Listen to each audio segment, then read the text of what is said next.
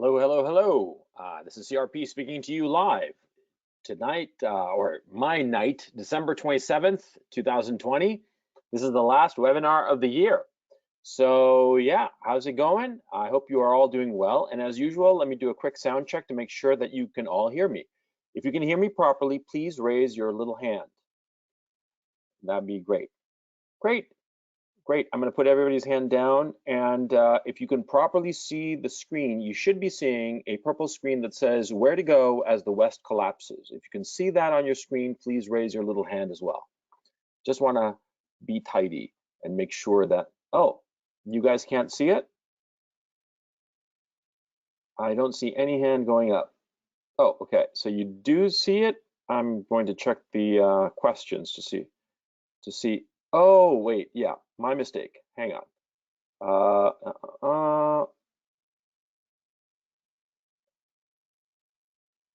There we go. Sorry about that. My mistake. Yeah, where to go as the West collapses. You should be seeing it now. If you can see it properly, please raise your little hand. Great, great, superb. Yeah, it was just my mistake. I'd forgotten to hit the share button. Okay, so guys, how's it going? I hope well.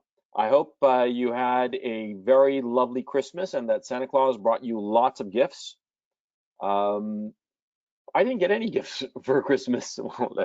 I'm exaggerating because we're not celebrating the Catholic, the Western Christmas. We're celebrating the Orthodox Christmas, which is actually like in a couple of weeks. So yeah, no presents now. The kids are getting presents though, because there's like a thing where they get like a little small present every day in their stocking, and from the elves and shit. Okay, so we're going through that whole routine. They're 5 and 7. They love that crap. So yeah, me personally, no, I didn't get any present, but hopefully for Christmas proper that we will celebrate, I think it is January 7th. Hopefully I'll be getting something nice. Let me see. Before I get going, okay, we were supposed to discuss today the FDA, the FDA approval process for the Pfizer vaccine. Now, I was going to discuss that, but this issue of where to go as the West collapses became like an issue. It was really interesting because, you see, in my last video, my last proper, the usual Wednesday video called Time to Go, a lot of people started wondering where to go. Because in the previous video, previous webinar rather, where I'd said that it was time to leave the United States, I'd sort of like discuss the political issues in the United States, but I hadn't talked about like the practical aspects of choosing a place to go to. And a lot of people wanted to know that. And I was a little bit startled because a lot of people were saying, well, then we should move to Canada. And I'm like thinking, Jesus, Canada is worse than the United States right now, insofar as the government trying to take over people's lives. I mean, that's the reason that I said that it's time to go. The Western democracies, the governments, they're losing their minds, and they're trying to take over people's lives. And the way things are going, this nascent totalitarianism, it seems to me, is only going to get worse as the years go by before it gets any better. It might eventually turn around, but my thinking is it might be several years. I mean, 5, 10, 15 years, if not more. Do you really want to wait around for that long to see how things turn around? And do keep in mind, I've been studying the Great Depression as of late, and I'm going to be doing some videos about the Great Depression and how I realized that I was taught a whole bunch of lies about the Great Depression, and perhaps you were too. And I'll be discussing that in the future. Right now, I'm still like processing what I've been studying and learning. But the point I wanted to make, see, people in 1929, 1930, they thought that things were going to get a little bit better soon enough. And it was at least, 10 years, if you add on the Second World War, and when the economy really started like coming back into its own was 1948. So it was essentially between 1929 and 1948. That's 19 years. That's a long goddamn time. And sure, there was a world war, but still, the economic downturn and also a lot of the changes in the country in the United States between 1929 and 1948, it was a whole different country. And then, yeah, in the 50s, things turned around and things got back on track and things were better, okay? But it took a long damn time. The highs of the 1920s were not repeated until the 1950s, 30 years later. Now, you have to ask yourself, if you think that the highs that we experienced in 2019, when do you think they'll be repeated? Where you can work wherever you want to, travel wherever you want to, there's no restrictions and all the rest of it. When do you think that that will be coming back? That's the point I made in the video, It's Time to Go. And so a lot of people were wondering about it, where to go and whatnot. And so I did a poll, and it was an instant poll, and I got over 100 respondents, and it was basically 55-45. 55% wanted to discuss where to go as the West collapses. 45 wanted me to discuss the issue of the COVID vaccine.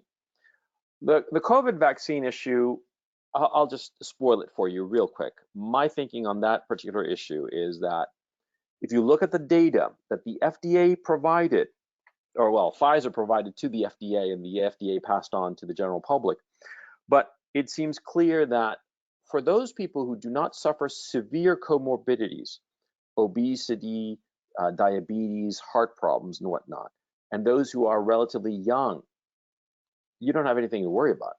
I mean, you might get it and it'll just pass. It'll just be a cold. In some cases, it'll be more severe.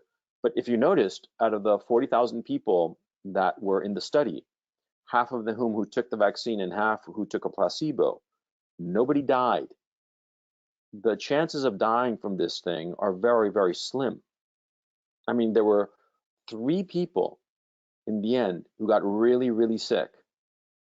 I mean, the hospital sick, ventilator sick. That's nothing. And what I believe is going to happen is that as we look back years from now to this whole period, we're going to say, what the hell were they thinking? It was a complete overreaction.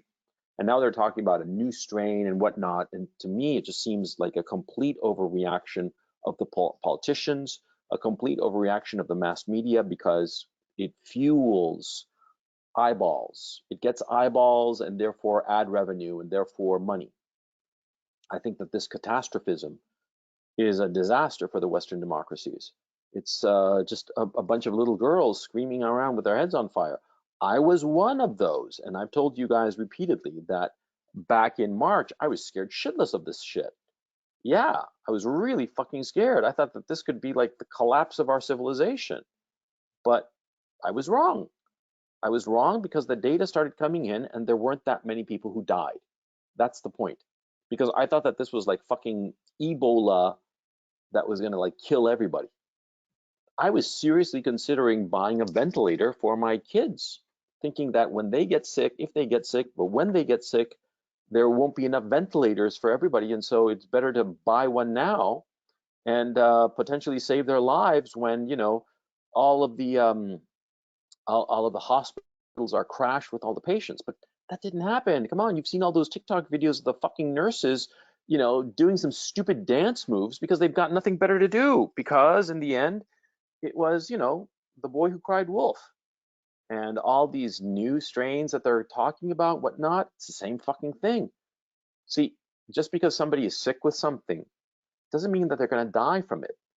I've got like a whole bunch of different pathogens of different coronaviruses and whatnot in my body right now. I'm not going to die from them. It's just if you check me up, I'm sure I've got like a whole bunch of different pathogens and whatnot. But the issue is, does it kill you? Not whether you have it or not. In the end, whether you have it or not is irrelevant because you're going to get it eventually. The whole point of masks and lockdowns was to slow the spread of the disease, not to eliminate it, because it cannot be eliminated. You cannot, spray Lysol across the whole world, for crying out loud. So anyway, I wanted to discuss that, and ultimately, the results of the FDA study basically leads to the conclusion that it's marginally effective, but to those who are relatively young, i.e. under the age of 50, and who are relatively healthy, the risk reward is just not worth it. insofar as the vaccine is concerned, because there were a few allergic reactions and whatnot, although we're getting a whole lot more talk about allergic reactions now that it's out in the field. But again, it could be this catastrophism problem that we're having, but be that as it may. For those people who are young, it's just not worth it. And so my thinking is that this vaccine, if you're under 50 and relatively healthy, why chance it? You're going to get it anyway. I mean, the disease and the vaccine isn't going to really improve anything, and it might possibly hurt you. If you're older, especially if you have comorbidities, then yeah, vaccine is probably worthwhile. Assuming, of course, that this data is on the up and up, which remains to be seen. Because I believe in the placebo data. That I believe, because the drug manufacturer has the incentive to make the placebos look as bad as possible. And they have the incentive to make the people who took the vaccine look as good as possible. The people who took the placebo, they don't look that bad, the results, that is. And so that's why I wanted to focus on the placebos. Basically, I wanted to point out that against what I told you in March, thinking that the sky was falling, no, this fucking thing is not that big of a deal. That's what I wanted to focus on in that conversation. And we'll probably have it later, okay? But right now, let's go on to where to go as the West collapses. Because I think a lot of people, I was really startled by the number of people who were really wondering where to go. Yeah. And so obviously it's something important. And so let's get cracking. Okay, hang on, let me get organized here. I'm seeing this properly. There we go. Okay, here's the outline to the whole show. If you can, take a quick snapshot of it and have it handy, because later I'm going to be showing a map of the world, and so this will be off screen, but I'll be referencing it, okay? So just take a quick screenshot. I'll have it up for a while now, but take a screenshot so later we can do the exercise of ticking off countries, because that's actually kind of fun. Okay, hang on a second. Let me just, again, get organized here. Okay, again, you guys know that I'm a little bit paranoid. Quick sound check. Everybody hears me 5 by 5. Hit the little hand if you hear me okay, if everything's copacetic. Yeah, good. Yeah, because I'm gonna close out the control panel so that I can look at the whole outline and start discussing it. And so I won't be able to see any note, anything that you guys tell me. So if everything's going good, let's move forward. Okay, so before anything, I just wanted to mention something, a little tidbit that I noticed today, that Zero Hedge was reporting that some investment fund in its wealth management business was talking to clients, and they discovered that roughly half of them were looking for a second passport, because rich people, are trying to figure out a way to have a second passport to be able to go to a freer place, to have less restrictions, because they're very, very concerned about the restrictions that are being imposed. And before, having a second passport was kind of like a status symbol, but not really necessary, because if you had like a passport of any of the countries of the Western democracies or the United States or Canada, you were pretty much golden. You could go anywhere. That includes Australia and New Zealand, of course. You could go anywhere and nobody would hassle you. But and so having a second passport was just sort of like having a yacht or something like that, it's showing off, but not really necessary. But now it's becoming necessary, and so rich people are spending a lot of money to get one. Now, why do I know all this stuff about traveling and all the rest of it? Well, because when I was growing up, my dad was a banker, and we moved around a lot. I wound up doing about 10 and a half years of school. I skipped a year and a half at some point, at a couple of different points. 10 and a half years of schooling, and I did them in 13 schools. We lived in LA, Santiago, Ecuador, in Guayaquil, in Miami, in New York. Yeah, so I lived all over the States when I was growing up. And then later, as an adult, I lived, not visited, lived in Chile, of course, the United States in multiple places, then the United Kingdom, France, Germany, Ukraine, the Netherlands. That's where I've lived. Yeah, because I lived in Flensburg in Germany. I lived in Paris in France. That was in Paris. I lived there in 2011, 2012. I lived in the UK in 2017 and early 18 and late 2016. I was there a number of times. In Netherlands, I was there, until just a couple of weeks ago, as you guys know. Yeah, so I've lived pretty much all over, and I have two passports, so I know how it goes. I know the expat life. I understand how you can change countries, okay? And so what I'm going to be discussing is how you determine how to go about this. And parenthetically, in the book Edging the Beta that I'm still working on, there's a discussion of how we are atomized as individuals. And I talk about the cons of this, of how we feel alienated and disconnected, but also the pros of this, which is we can go anywhere. It's very important that you understand that. We can go anywhere, but you always have to remember why you're going someplace. You're not going someplace for the geography, for the views, for, it has a pretty lake or a pretty mountain or some crap like that. You're going to some country for the people and the society that those people have built wheresoever you decide to go to, okay? It's very important to understand that. People often forget why it is that they are moving from one place to another. And they say, oh, I want to see the culture. But what is the culture? The culture is the other people in these foreign lands and how they have organized themselves. And they might have organized themselves that you feel more comfortable living in. And that's the point, okay? Now, if you're listening to this broadcast, you agree with me that the West is heading to collapse, or heading to, if not collapse, then some really, really bad years ahead, right? I mean, we look at the moves that the leadership is making. We hear how they are planning on imposing all kinds of, frankly, communist measures on people. That you can't say the wrong thing. You have to support people who are fucking terrorists. I mean, the BLM crap, for instance, and all that. And that's fucking terrorism as far as I'm concerned, right? And probably as far as you're concerned too. But we're supposed to embrace this shit.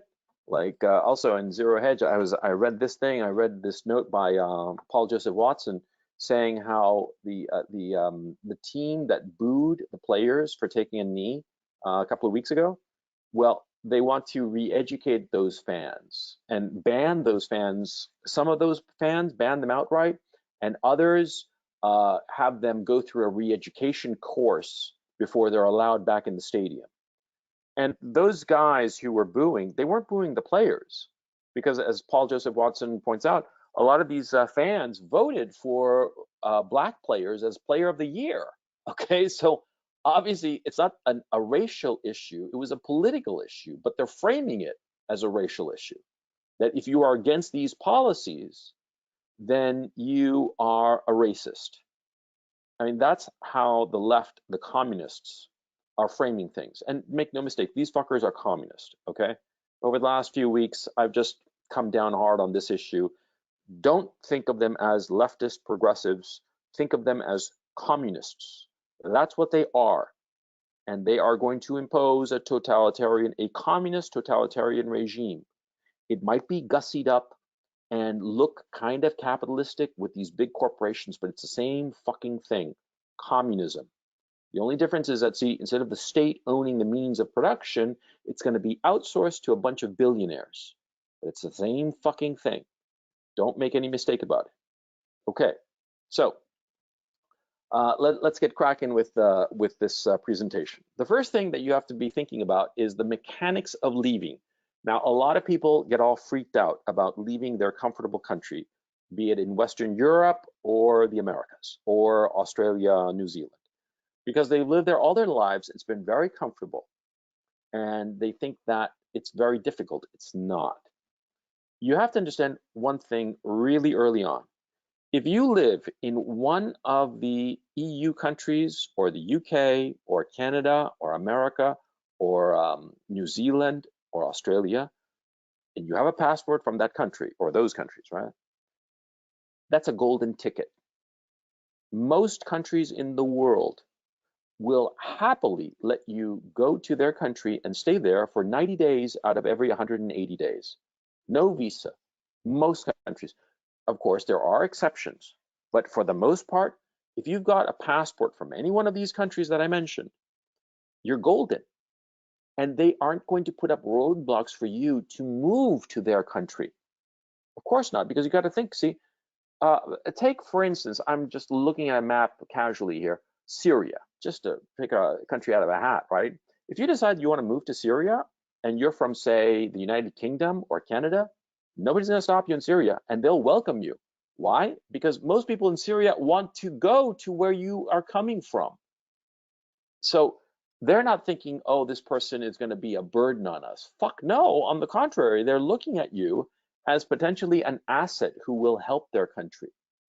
You see, you got to understand that first, because you are coming from a country that all the other people in the world want to go to. You can live there, you can work there, you can have a life there, and everything's fucking fantastic, apparently. Okay? I mean, if you think it's so fantastic, you wouldn't be listening to this broadcast now, of course.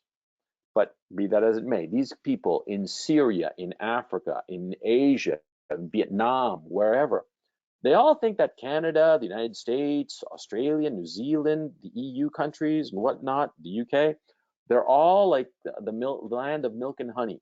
The streets are paved in gold. They don't know how miserable it is. They don't know how hollow it is. Okay? And so they are going to welcome you, both the people and the government. The governments are not going to put up any roadblocks to keep you from residing in those countries. So long as, of course, you keep your nose clean. I mean, you don't, like, I don't know, start dealing drugs or running guns. Yeah. I tried that a couple of times. It didn't work. You know, they kicked me out of the country. I'm kidding. So long as you keep your nose clean, there is no reason for you to be kicked out of any country. Okay. And they make it easy for US or Western citizens to establish residency in their country. They make it really easy. Now, I'm going to get to this issue in a little bit later. There are all countries, and there are prospective countries, and there's finally the destination country. Okay, that's how you have to be thinking of it. You have to think of it as a funnel.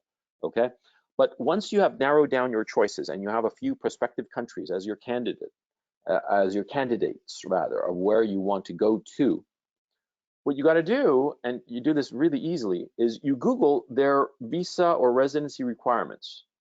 And then you find a local immigration lawyer to help you out, okay? This is what I did when I decided to move to Holland, okay? Now, I moved to Holland because I was part of a business deal and it was a little bit different, right? But I moved to Holland because part of the reason was that I was going to do client relationship. Anyway, the point for this big bond syndicate project that has wound down, and it's over, right? But what happened was that, see, I had a US passport. And so I Googled, you know, getting a residency in Holland. Oh, and it was all kinds of difficult, impossible. Oh, you have to do this and that, and you have to jump through all kinds of hoops to establish Dutch residency. That's what it seemed at first, because most of the people looking at residency in Holland are from third world countries. But I started looking into it a little bit more just on Google, and it took me, maybe a couple of hours, if that. And I came across something called the Dutch-American Friendship Treaty. I swear to God, that's the name of it, because the initials spell DAFT, D-A-F-T, Dutch-American Friendship Treaty. And anyway, this treaty is how an American citizen can establish residency in Holland fairly easily. In that one time, I checked up on immigration lawyers. I found a bunch of different ones, and they were all very reputable. One way that you can find a good lawyer if you're not sure is you can call up the American embassy in the country that you're looking at and ask them. See, the chargé d'affaires at the embassy or the consulate of your country, be it the United States or Canada, and say, again, like Burundi, for instance. I'm just picking a country, a name of a country out of a hat. Suppose you want to move to Burundi in Africa. Well, what you do is you find the Canadian embassy there. Suppose you're Canadian. You find the Canadian embassy there and you send them an email and saying you're interested in moving there because of business opportunity or whatever, and you want to know the name of reputable lawyers in Burundi. And the Canadian embassy, assuming of course you're Canadian, I'm making this for the hypothetical, the Canadian embassy or the embassy of your country, whatsoever that Western country might happen to be, they will be happy to send you a list of reputable law firms. They will send you a whole package of information. That's their job. They are there to help you, a citizen of a Western country, move to Burundi or do business with Burundi. That's the whole point of the embassy.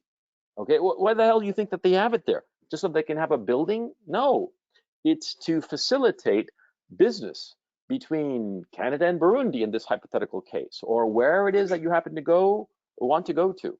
Okay, an embassy is a liaison, a business liaison between the country where the embassy is and the country that the embassy belongs to.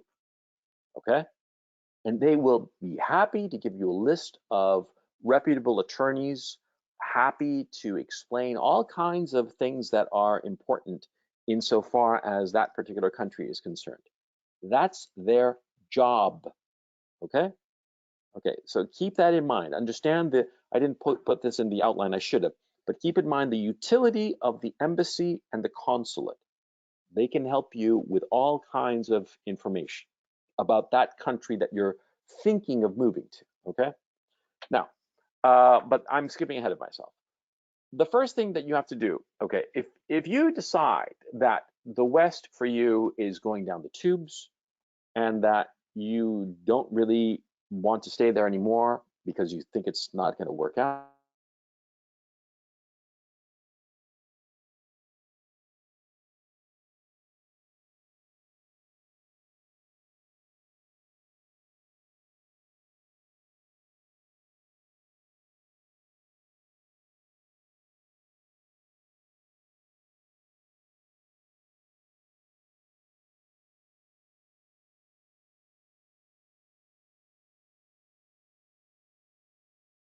steady paycheck, nobody hassles you, and you don't really care about what's going on in politics, and you're just happy as a clam right where you are.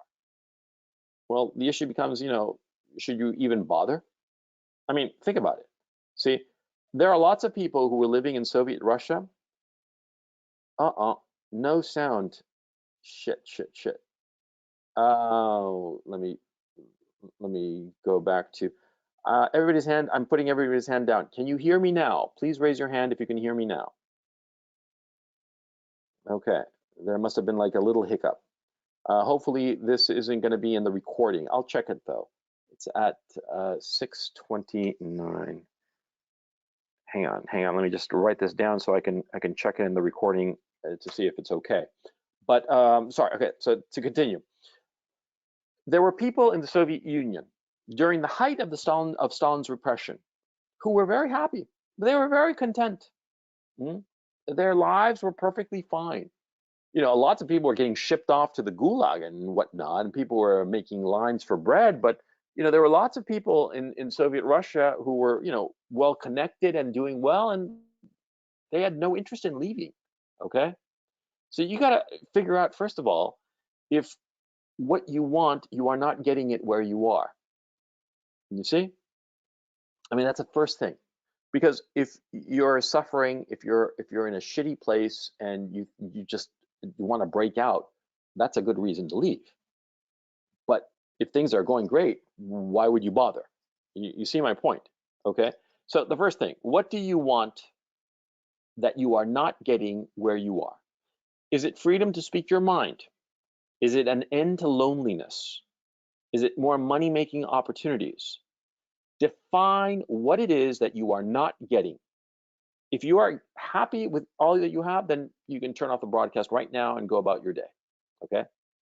But if there are clear things that you are not happy about and you suspect, hope that in someplace else, these things that you lack will be satisfied, well, that's terrific, but then it's important for you to figure out what those priorities are, okay? I mean, that's the key issue. You gotta figure that out and enumerate them, write them down. Write down physically, not on a computer even, like on a pen and paper, what it is that you lack where you are and what it is that you're hoping to find elsewhere, okay? Okay, that's the first thing. The second thing is that you have to define your hard no's, the things that you will not compromise on, okay? Or the things that you simply can't do. Like, let me give you an example. Learning a difficult foreign language, like say Chinese, that's a hard no. I would never move to China because in order to exist there, I'd have to learn Chinese, and that would be just really tough for me because I'm at an age and frankly in a situation financially that why bother? It would be too much of a hassle.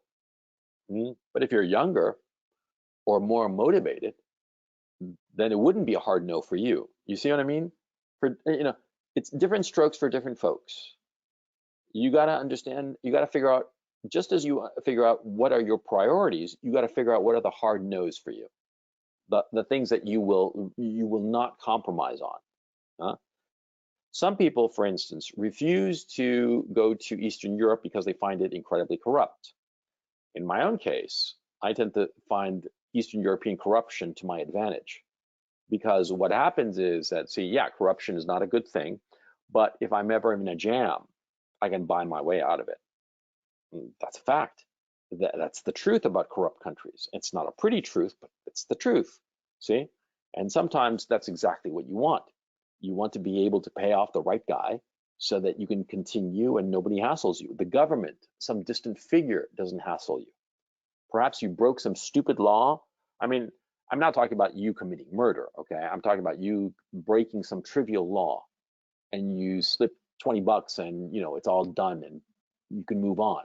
You see, sometimes that's just better.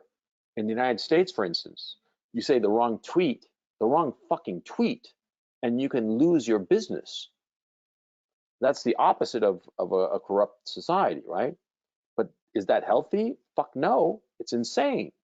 You see, you have to figure out what's a hard no for you, okay? Some hard no's are corruption for some people. Some hard no's are language. Some hard no's are bad infrastructure. I mean, there are some countries that I'm going to be discussing in a little bit that are shitholes. I mean, they're real fucking shitholes, literally. They don't even have fucking running water, for crying out loud. Or you have to buy bottled water because the water that's on tap is so horrible that you dare not drink it. That's the case here in Kharkov, okay? In Ukraine, the water that's on tap, God knows what the fuck is in it. Nobody drinks it, okay? I mean, it's not a carcinogen or anything, but it tastes horrible and nobody drinks it. They use it to wash, but that's it. Cooking and drinking, everybody buys bottled water that's shipped from away. They have like tons of different brands here. That's the reality of it. For some people, that would be intolerable. So you got to figure out what you can tolerate and what's a hard no, okay? Now, when you decide that you're going to go someplace else, you have to think of the process of picking a country as a funnel. You start with all the countries in the world, and then you narrow that down to prospective countries. What are the prospective countries? The countries that satisfy your priorities and don't violate your hard no's. That's what the prospective countries are. It could be 3 countries, it could be 1 country, which would be bad because you want as many prospective countries as possible. It could be 1 country, 3 countries, better yet, a good dozen, something like that, okay? I mean, if you're serious about this process, yeah, you want to be flexible.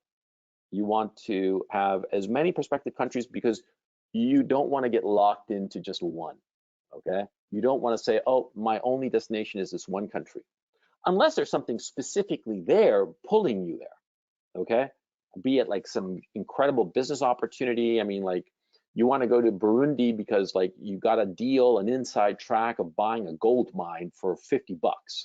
Okay, that's a fucking good reason to go to fucking Burundi, assuming such a deal is on the up and up, of course. But you see my point.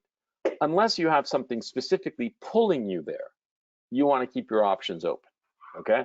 And you want to have as many countries in the prospective countries category as possible. And then you go through the prospective countries and you discard until you find your destination, okay? Sometimes what happens is that you wind up discarding countries, and sometimes one of those countries sort of like emerges as like, ah, that's the destination. That's where I want to be, okay? I mean, that happens. So you got to be flexible.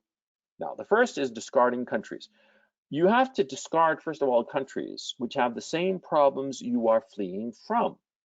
Now, when I said that the United States was becoming a totalitarian country in the video, It's Time to Go, some people in the comment section said, well, yeah, I want to move someplace else, maybe Canada. And I was like thinking, Jesus Christ, man, you're going from the out of the frying pan into the fire, for crying out loud. Canada is worse than the United States insofar as the totalitarian incipient tyranny, incipient totalitarianism that is emerging there, okay? I mean, the US is bad enough, but there are states in the United States where you could go and you'd be all right, or at least postpone what's going on, right? But Canada, fuck Canada, you know? So you want to discard those countries that have the same problems you're fleeing from, okay? I mean, you got to keep that in mind. Don't jump out of the frying pan into the fire, okay? You also want to discard those countries that you already know will be a nightmare, okay? Maybe you've been there before and you were like, no, that country, forget about it. Maybe on paper it's great, but I know it, I don't want to go there, okay? Discard the country that you know for a fact will be a nightmare, not because you suspect. Do not discard those countries you have no interest in, but don't really know. You'd be surprised. A lot of times when you do this exercise, you discover that some country that you were completely indifferent to and maybe thought, I'll just cross it off my list. You start looking into the country a little bit and you discover that it has a lot of things that you might really, really like. You see? So don't discard a country just because it doesn't call you or there's no obvious interest to it, okay? If you know, that's different, okay? But if you don't really know, if you're kind of like indifferent to it, just keep it on the standby list. Okay, so what you do is you discard countries until you get to your prospective countries, that set of your prospective countries that satisfy your priorities and don't violate your hard nose, right? These are several countries you think you might like. Now, the first thing you do is you research the fuck out of these countries, okay? Not just the history and crap like that. Who gives a shit? That's not important. What's important are the people, the society. What kind of society are they building? Not the culture. Again, who gives a fuck about the culture? They have good music, great. They have good food, fantastic. But who gives a fuck? That's not the important thing. What's important is the people and the society that those people have built. That's what you're moving to, okay? Okay, so you research the fuck out of that and you look at expat accounts of that country and the quirks of the people of that country. You look at that real careful, okay? And that's what you research, like on the ground. History doesn't matter. The food, their music doesn't matter. What matters is, what are the people like? Huh? What about crime? What about this and that kind of stuff? That's important, okay? Okay, as you go through this process, do not fall in love with a prospective country without having been there or before spending time there. I misspelled time. I wrote T-A-I-M-E. Jesus Christ. I'm bitch slapping myself as I speak to you. That is just unconscionable. I mean, it drives me nuts when I misspell a word, even a typo, and that's obviously a typo. It's not even a misspelling, but it just drives me nuts. and I can't correct it because if I do it, it'll fuck up the PowerPoint thing, so I won't. But anyway, the point. A lot of times you're gonna find yourself falling in love with a country before you've been there. You think it's gonna be great, and then you get there and it's not so great. I remember um, in the late 90s, I think it was, that I had to go to Switzerland for business reasons. And I'd never been there before. And I was really psyched about it. I read up on it and all the rest of it. This was pre-internet shit, right? And I was like looking at it. I was like all excited about, going to Switzerland. It's going to be so cool and whatnot. And I kind of like fell in love with the country. And then I actually went there. And my first few trips there, they were brief. They were business trips. I went there like 3 days, 5 days, that kind of thing. And then finally, in the early 2000s, I think 2002. Yeah, it was right after the World Trade Center thing. 2002, I went to Switzerland for like an extended period. I went on a skiing vacation. I went like a whole month to ski in Switzerland, and I discovered that Swiss people are not particularly pleasant. Okay, they are really pleasant when they know that you have money. They love money, and it's unfortunately. And I'll tell you the truth, and I'm sorry if anybody who's Swiss listening to this, you'll probably know what I'm talking about, and you'll probably agree with what I'm talking about. The Swiss, as a people, are exceptionally greedy, exceptionally money hungry. Yeah, I have to admit that I've never quite come across people like that. They really focus on money. It's the first thing that they light on. It's the thing that they focus on with laser precision. And they're only nice to you if you have money, or they perceive you to have money. And they have an infallible eye to spotting people with money and those without. And they have no problem showing complete and utter contempt for somebody that they think doesn't have money. Okay, I mean, really, it's even waiters. I mean, it's ugly, to tell you the truth, because I've been there, dressed like a slob sometimes in some restaurant, and the waiters there would treat you like shit because they figure, oh, he doesn't have money, or he doesn't have much money. He's like stretching his budget, right? And other times I showed up with the nice clothes, the nice watch, and that whole outfit kind of thing, and they defer. It's really ugly, and so that proves my point. So you got to be in some country for a while before you get a vibe for the place, rather for the people, because remember, that's what you're there for the people, not the place. I go to Switzerland every year. I've been going every year since 2002, actually. It's occasionally for business, but most of the time it's vacation for the skiing. I love skiing there. I have a great time. I haven't gone every year. That's not quite true. A few years here and there, I've had to skip it because I was busy or other stuff, right? But I don't know. And since 2002 to 2021, we're going now in this coming February. I might have gone 15 times. Okay, out of those what? Those 20 times of those 20 years, roughly. Yeah, about 15 times, I would guess. Yeah, and I love going there, but I do not like the people there. I do not like Swiss people at all. I enjoy going there. I have a great time, and I know how to handle myself in the sense of, yeah, I know their priority. Just show them money and they'll be nice to me. That's the truth. It's unfortunate, but that's the truth. And that's why you have to go to a country and never fall in love with it from a distance. It's like falling in love with the picture of a girl. She's beautiful in the picture. You look at her Instagram feed and all the pictures of her, she's so lovely. And then you meet her and you realize that she's a bitch. Yeah, that happens with people and it happens with countries, okay? Okay, so you go to your prospective countries. You've narrowed the countries down, and I'm gonna do the exercise in just a little bit, okay?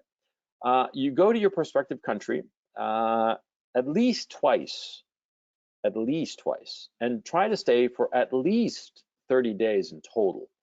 Well, 30 days perhaps is an exaggeration, but at least a couple of weeks, okay? And get a sense for the people, the vibe of the people. okay? Go to like the middle class places, the shopping centers, see how people treat you as a foreigner. Don't go to the fucking monuments. Who gives a fuck for the monuments? That does not matter. What matters are the people, how you are treated at a restaurant, at a shopping mall. You know, what's traffic like? Huh? Is traffic like, are the drivers like a nightmare, or are they fairly polite, or are you indifferent? It could be that you don't really care, right? I mean, I kind of like, insofar as driving is concerned, I don't really care. And most of the time when I go someplace, I usually hire a driver, okay? So it doesn't really matter for me. But you get a sense for the people when you're driving in that country. You get a sense for the people when you are walking along on some Saturday in some shopping center, right? And you get a vibe for how they are. It's very important that you do that, that you look at the people and you spend a considerable amount of time among the people, okay? Now, a key issue is you got to understand that you meet people by way of other people. So let's just say, for the sake of argument, you're you know, in our previous example, you're from Canada and you're moving to Burundi, right? So I mean, or let me phrase that. You're from Canada, and one of the countries you identify that you think would be really cool to move to is Burundi. Okay, I'm just making that up because it's just, I like the name of the name of the country, Burundi. It sounds cool. Anyway, before you go, suppose your prospective countries, and again, I'm just making up these countries, is Burundi, Morocco, Thailand, and Vietnam. Those four. I'm just making it up. Okay. Now, before you go to each of these countries, because you have to go, because these are your prospective countries, you've narrowed it down to these four countries: Burundi, Morocco, Thailand, and Vietnam. Before you go to these countries, what you do is you try to find the local expat community. Each of these countries is always going to have an expat community, a group of people who are from a similar cultural background as you. You're, in this hypothetical, from Canada. Okay, then you find the expat community. You find them via Facebook. You find them perhaps via the embassy. Again, if you are talking to a charge d'affaires at an embassy or a consulate, the Canadian embassy in Burundi, for instance, you ask them, oh, you know, what about the Canadian community there? See, because the Canadian embassy in Burundi will have the names of the Canadian population, okay, like expat community and whatnot. And they'll be happy to give you that information. And you can get in touch with some expat communities by that way, either a Facebook group or something like that, or directly via email and some Skype call. And what will happen is that you know, find out the name of somebody, get in touch with them via email or whatnot, and before you know it, there you are having a delightful Skype conversation with the guy who lives in Burundi, and he's been there for 20 years, and he's a Canadian just like you, with the same cultural background, and he knows all about the Trailer Park Boys and whatnot. He knows that Rush is the greatest band in the universe, and you wind up hitting it off, and there you have a contact, a key contact, not for business necessarily, but possibly, but much more importantly, for your social life. So when you go to Burundi, as you will to all four of these countries that you've identified as your prospective countries, you go to Burundi on your first trip and you meet up with this this guy, you know, this Big Al, let's call him, this Canadian who's living in Burundi, working at, I don't know, some oil field or some shit like that. I have no idea what they do in Burundi, but okay. Then you meet up with him and you have a drink, and he'll probably bring another couple of Canadian friends along, and you'll shoot the shit, and you tell him, look, I'm leaving Canada because I think it's a shithole. I think that a lot of things that are going on in Canada are horrible.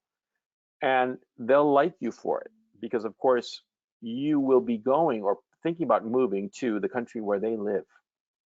They don't live in Canada. They live in Burundi. And they could live in Canada because they have a Canadian passport. They're Canadian citizens, right? But they've established a life in Burundi. And so if they come across a guy who's Canadian and thinking of moving to Burundi because he thinks that Canada is a shithole, it's going to uh, uh, uh, confirm for them the wisdom of their decision. It's going to make them feel good about living in Burundi. And if they feel good about living in Burundi because of you, they'll feel good about you. And they'll be happy to introduce you, hang out with you. You'll have like a little clique of friends. And before you know it, you'll have a wider circle of friends. Because expat communities, they typically, many times they're a little bit too insular. Insular in the sense that they don't interact with the local population that much. But by the same token, they tend to be very friendly because they feel like they're a minority in some country. And so anybody else who is also from their country, they welcome him with open arms. And they're happy to bring him on board and show him the ropes and tell him, okay, this is okay to say, and this is very wrong, so don't ever say it. You know, that kind of thing. They can show you the ropes of the country. And that's how you do it. And it's very easy to do. And there are mechanisms to make it happen so that it's easy for you to do, okay? And before you know it, you'll have a circle of 5, 10 people, and they'll introduce you to other people. And of course, you'll hit it off better with some people over others, but all the expats will feel that you're part of them because you're from their country. You see? Yeah. Okay, so understand that. And by the way, these people, apart from giving you, giving you their friendship, they'll give you great advice, of course, but don't ask for their help too early, okay? The extent of the help that you ask is their advice. And you phrase it like that. You say, look, man, I mean, I hate to be that guy who asks for a favor just on meeting somebody, but I'm gonna ask you a favor. Can you give me good advice about moving here? You see how it's phrased? It sounds as if I'm asking for a favor, but what I'm really asking for is information. And information costs nothing to give. And so they'll be happy to give it to you, okay? You got to understand, they'll want to help you out, okay? I'm going to check real quick to make sure that sounds okay. Okay, sound seems to be okay. I'm putting everybody's hand down. Raise your hand if the sound is okay. Yeah, all good? Okay, great. Okay, so understand that. You don't ask them for help. I mean, that's just fucking rude, right? Asking for help, you meet somebody.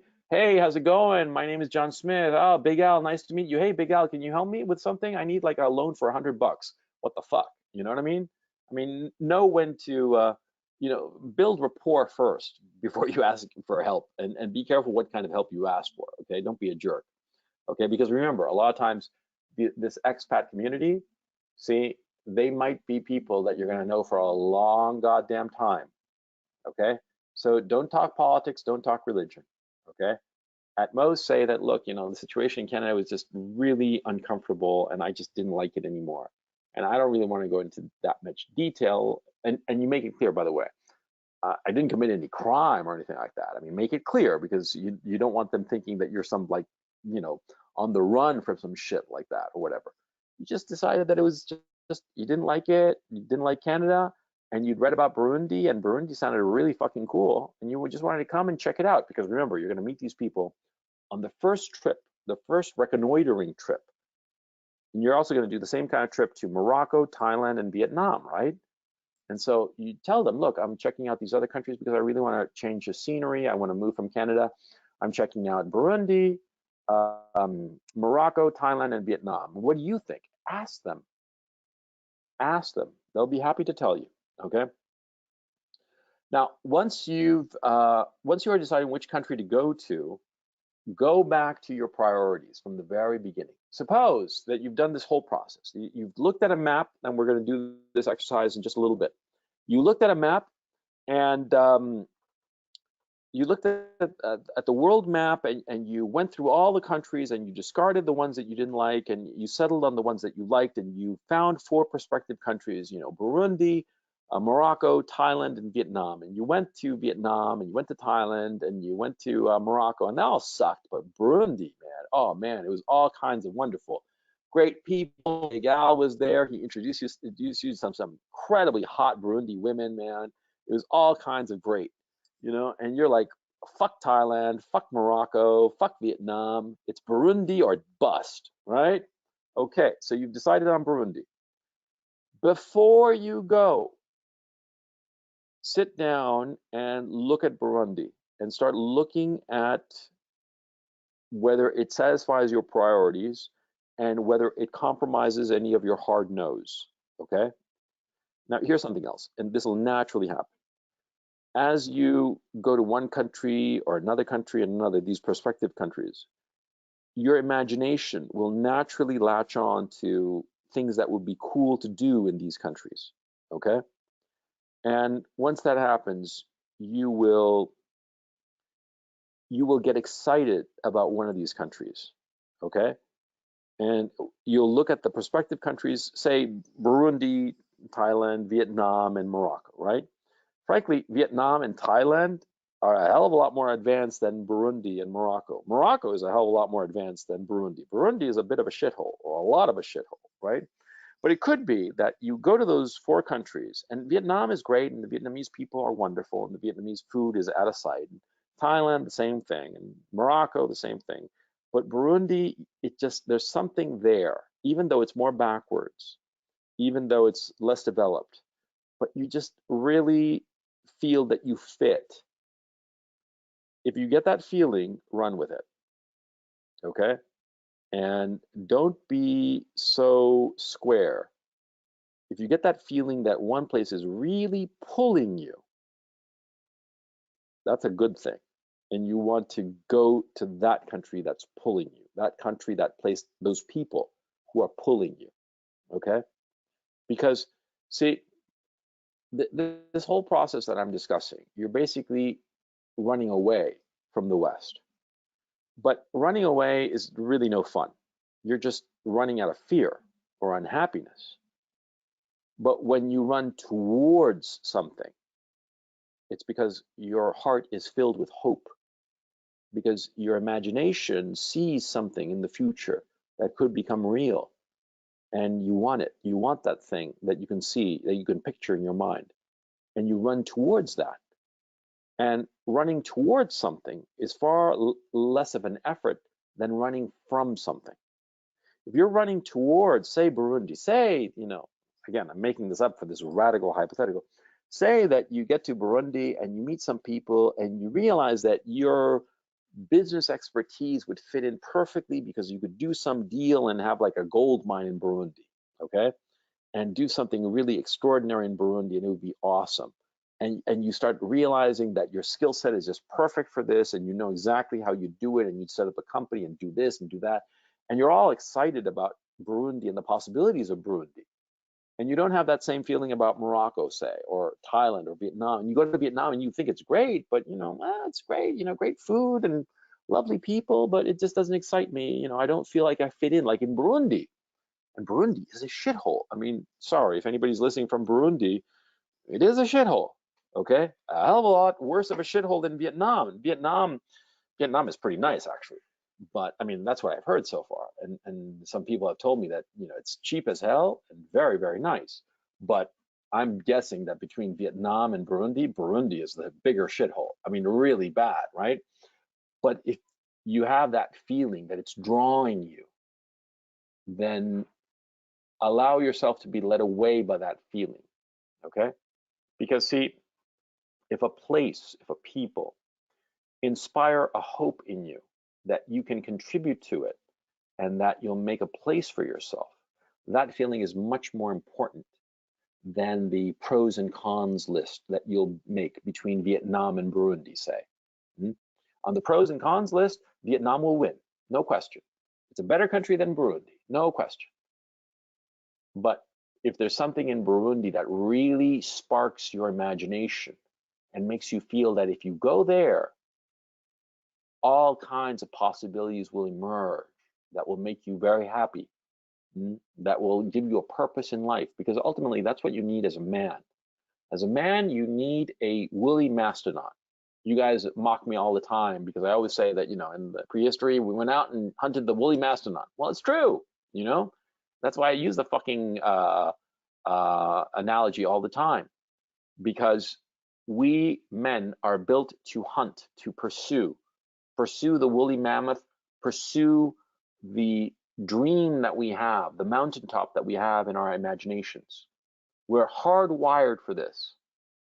And if we get that, if we are inspired by a place, by a people, to get that image in our head of a mountaintop that we want to climb, then climb it, even if it's in a relatively shitty place. Okay, you got to be clear about that. When I was living in New York City, I moved from the United States on August 11th, 2001. That's stamped on my passport. Not kidding. You know, exactly 1 month before the collapse of the Twin Towers. I lived 3 blocks away from that fucker, right? And I deeply regret that I wasn't there, man, because it would have been cool. You know, I mean, yes, the deaths and the horror, I understand, but it would have been pretty cool to be there. I also think that I got lucky because had I been there, I probably would have been killed by the debris because only people who live there would know this. See, on the Tuesday mornings and Thursday mornings, they would have a farmer's market in the parking lot around one of the World Trade Center towers, right? I forget which of the two, right? But it was right against it. And I saw pictures later, and like all kinds of debris, before the towers had collapsed, by the way, all kinds of debris had fallen on that farmer's market. You know, pieces of the building, pieces of airplane, pieces of people. You know, I probably would have been killed by some piece of debris that fell. I mean, I saw it before the buildings collapsed, by the way, okay? That whole farmer's market was like fucking wiped out before the buildings came down. And I would have been there at 9 in the morning on a Tuesday. I always went there, so I would have croaked. But anyway, how the fuck did I get onto that fucking topic, man? I gotta stick to my fucking outline. Anyway, like I was saying, I lost track of what I was saying. Oh, I left New York City, I left the United States, not because I had a problem with it at the time, although I saw the outlines of what was coming and I wasn't really happy with it. But I left because I was going to Chile because I wanted to pursue a life in Chile. I wanted to pursue certain business opportunities that I thought I could do there. And in my imagination, I saw a mountaintop that I could only climb in Chile. And that's why I went to Chile in 2001. It wasn't that I was running from the United States. There was nothing to run from, you know. The cops didn't want to arrest me or anything like that. I was no trouble at all. I had money.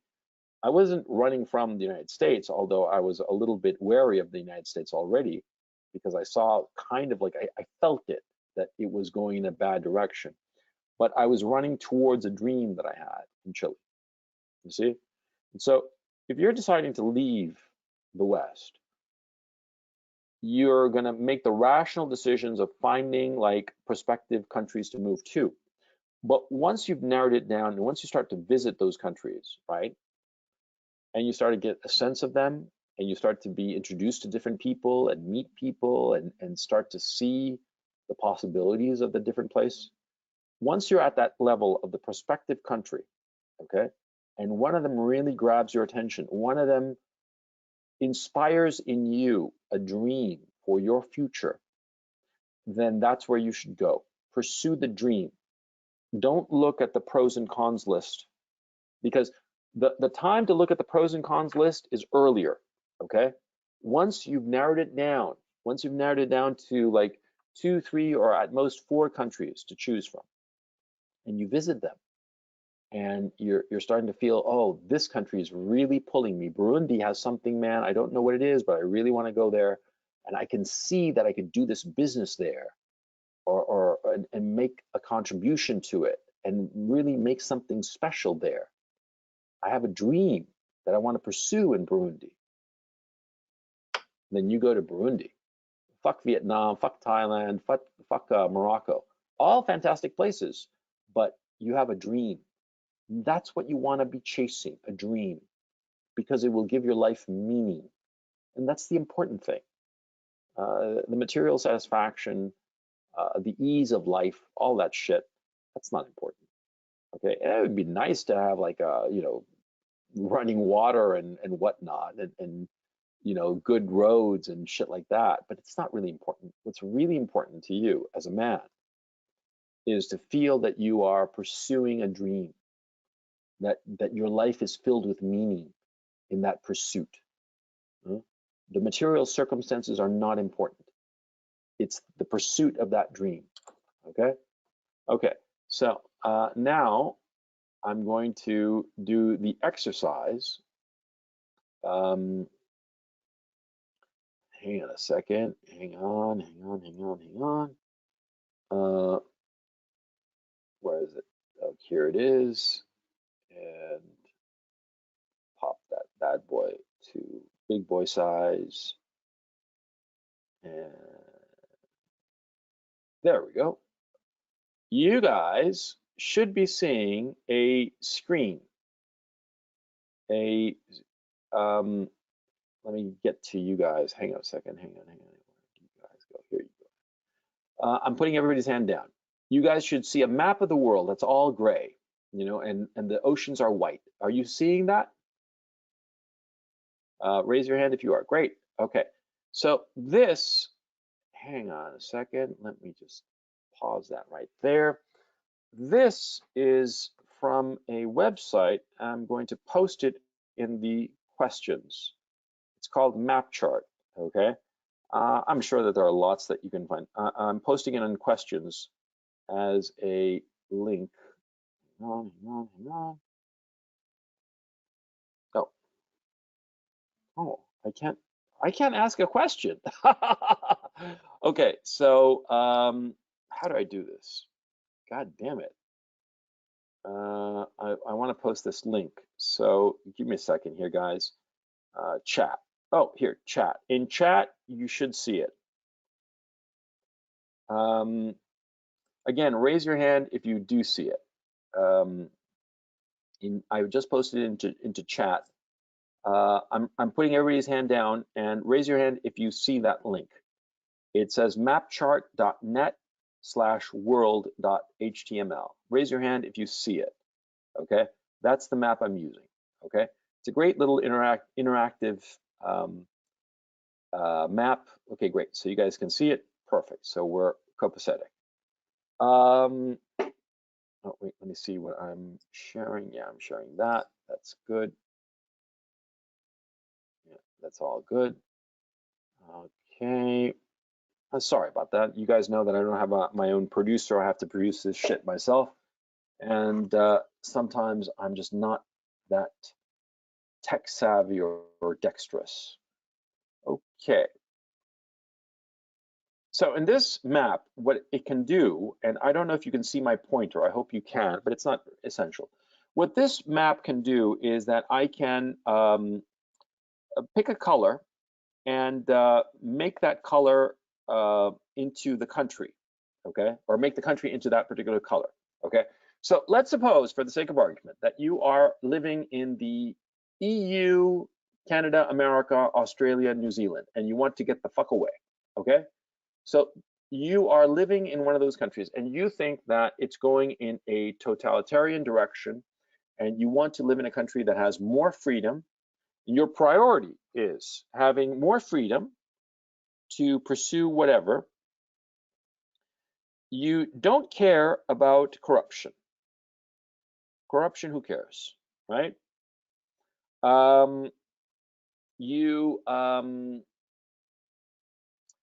You are willing to learn a language, but it has to be an easy language. I mean, say that you speak like me, English and Spanish.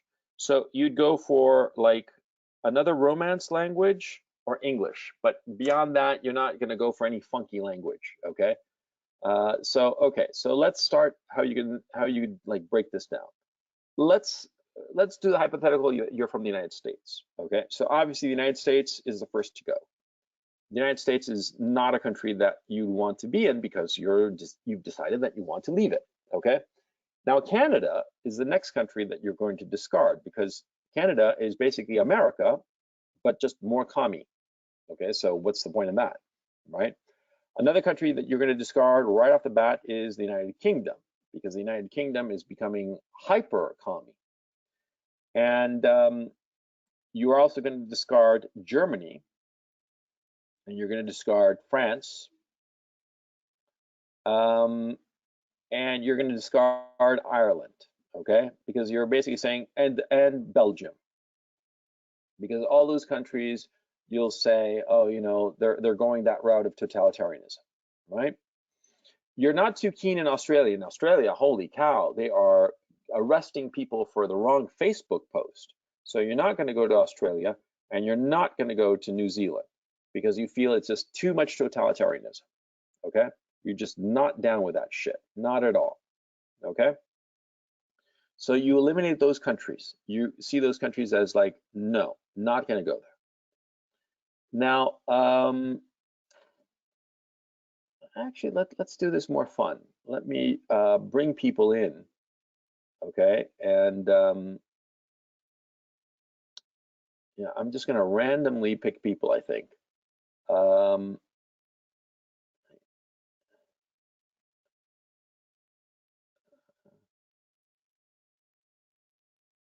Okay, I'm gonna pick Italo.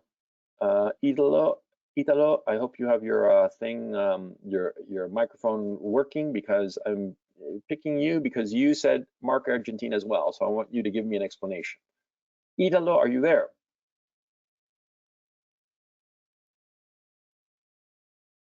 Hello, Italo. Okay, he's not there. Okay, so I'll just continue without Italo. Too bad. Italo said in his comment section, he said in his question, he said that Argentina, no, because I know that Argentina has a severe lockdown, okay? So suppose I'm a guy who speaks English and Spanish fluently, you know, I learned it in high school, I'm an American, I want more freedom and no more of this bullshit COVID shit, right? So I discard Argentina and Peru right off the bat. Why? Because like in Latin America, they all speak Spanish. I speak Spanish. It would be great, right? But Argentina and Peru have some of the strictest lockdowns in the world. It's a fucking nightmare. Okay, so fuck those two countries, and that's how you go. You start going through the map and discarding countries. Okay, now let's just, for the sake of argument, let's just do it kind of like quickly. Okay, you yeah, because we could go on this forever. But see, this is the exercise. You start discarding the countries that you don't think, you know, rather, have the same problems that you are fleeing from. See, the United States has this lockdown thing, and because of it, you're not able to run your business. Peru sounds great. It's cheap. People are very, very nice in Peru. It's a wonderful country in so many ways, but they have the strictest lockdown in the world, worse than the United States. It's like fucking California out in Peru, right? So of course you're going to discard Peru. Ditto with Argentina, you see? And so you start making this exercise of going through all the countries and realizing why you don't want to be in each one of these. So you start discarding the European countries because they're going ape shit over the lockdowns. You get rid of Spain, you get rid of Portugal, you get rid of Italy, right? You get rid of Austria. But the Czech Republic, no, the Czech Republic, hey, they're pretty easygoing about it. I actually have no idea. I'm just making it up for this exercise. And so what you start doing is that you start picking a different color, in this case blue, and you start picking those countries that you think that might be in your favor. Like for instance, the Czech Republic. For instance, Hungary. I think that's Hungary. For instance, Slovakia. For instance, Poland. And then you go to Belarus and Ukraine. Those countries are easy peasy insofar as the whole lockdown shit is concerned, right? And then Russia, same thing. And you slowly start to turn the map blue or red. You see? That's the process. That's the process of elimination. You take the whole world and you start eliminating those countries. And then you go eliminating the countries and you start looking at the countries that you think that might be like the good fit. And then you go with, say, color green. Let's see if this one works. On those countries that you really think would fit you. For instance, Hungary and Poland and Ukraine, for instance. Suppose, just for the hypothetical, that those are countries that you think that might be really cool. And suppose you've heard something really good about Burundi. Burundi is right there, and there you make it green. You see, and that's how you go. you turn this map into red, blue, green, okay? Red, no. Blue, possible. Green, maybe even more so, see? In the end, the green colored countries are gonna be your prospective countries. And you want that to be like 4 countries, you know, not more, I mean, a manageable number. After all, you wanna be traveling to these countries and spending some time in each of them. That's going to be expensive and time consuming. So you don't want to have like a dozen countries that are prospective countries. You want to be a little bit disciplined, you know, narrow it down to 3 or 4 countries, but not 1 or 2 countries. Never do that. Because see, if it's 1 country or just 1 of 2, then your options are limited and you're going to feel straitjacketed, okay? It could be also that you have 4 countries that you picked, you know, Burundi, like in the hypothetical, Burundi, Morocco, Thailand, and Vietnam, and you go to all 4 of them and you don't like any of them. It could be. Then you have to go back from scratch. But you have the added experience that you went to those 4 countries and it wasn't that great. Okay. Now this process, of course, takes time. It takes time and a lot of effort. But it's something, and I think I'm realizing why this has struck so many people. Okay. As I've been thinking about this and formulating this presentation and talking to you now, I'm realizing, I'm coming to the conclusion, call it what you will, that what's really going on is that people in the West need a dream, okay? They need an objective. See, my favorite band, Rush, they have this great song called "The Enemy Within," and the bridge lyrics are so fucking good. The lyrics are great for the whole fucking song, right? But the bridge lyrics, it goes, to you, is it movement or is it action? Is it contact or just reaction? And you, revolution or just resistance? Is this living or just existence? And that last line, is this living or just existence? So many guys in the West, and perhaps you listening to this broadcast are one of them. So many guys in the West feel that they're just existing, that they're just marking days off, that they're not going anywhere, that there's nothing to look forward to. I mean, see, a thing that kills a life is when you don't have anything to look forward to.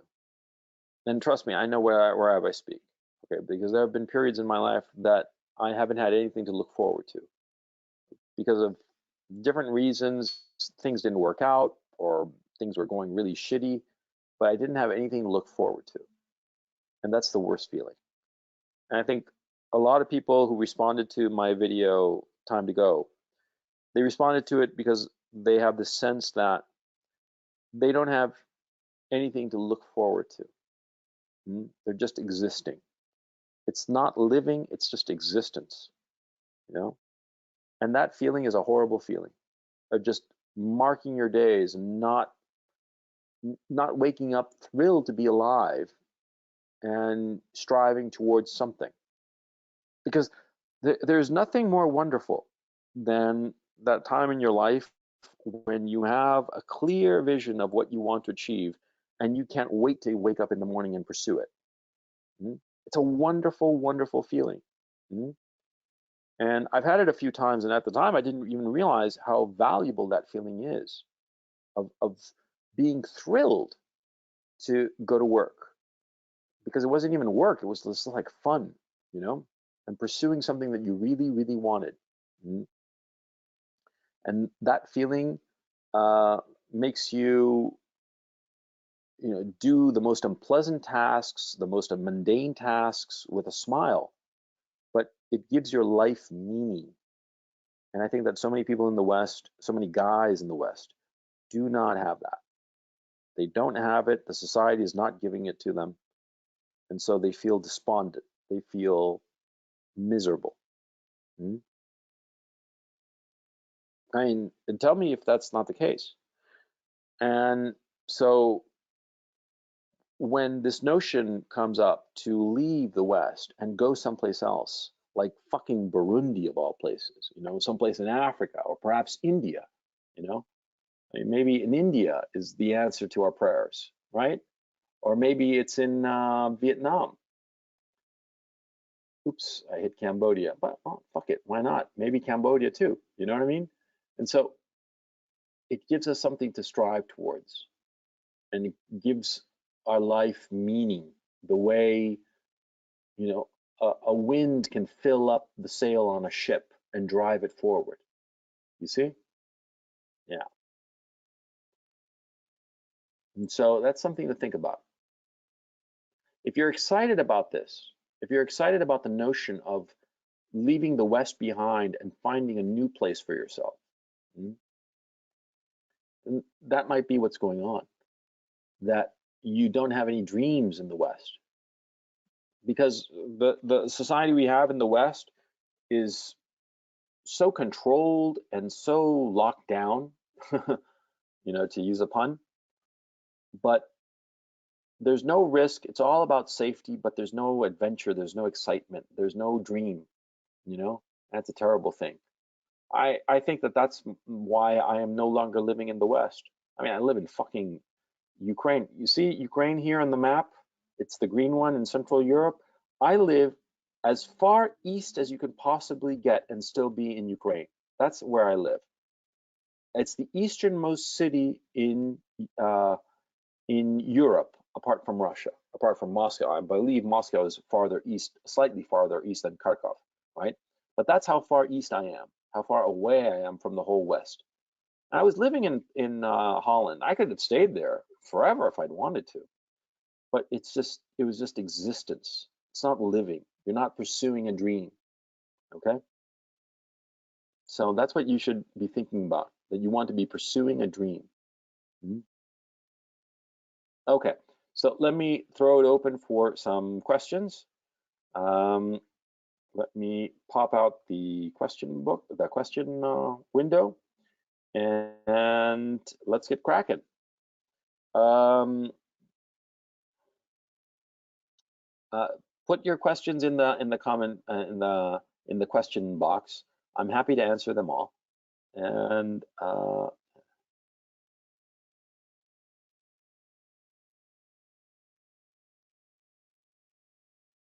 Alfredo de Subieta said, if you discard countries for getting arrested for nothing or people with no morals, you should discard China.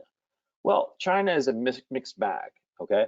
Now, Jewish people in the West are learning Chinese, a lot of them, and a lot of them are actually marrying Chinese nationals, because it seems increasingly clear to me that the Ashkenazi Jewish population in the West is looking at China as the next place that they're going to move to as a group.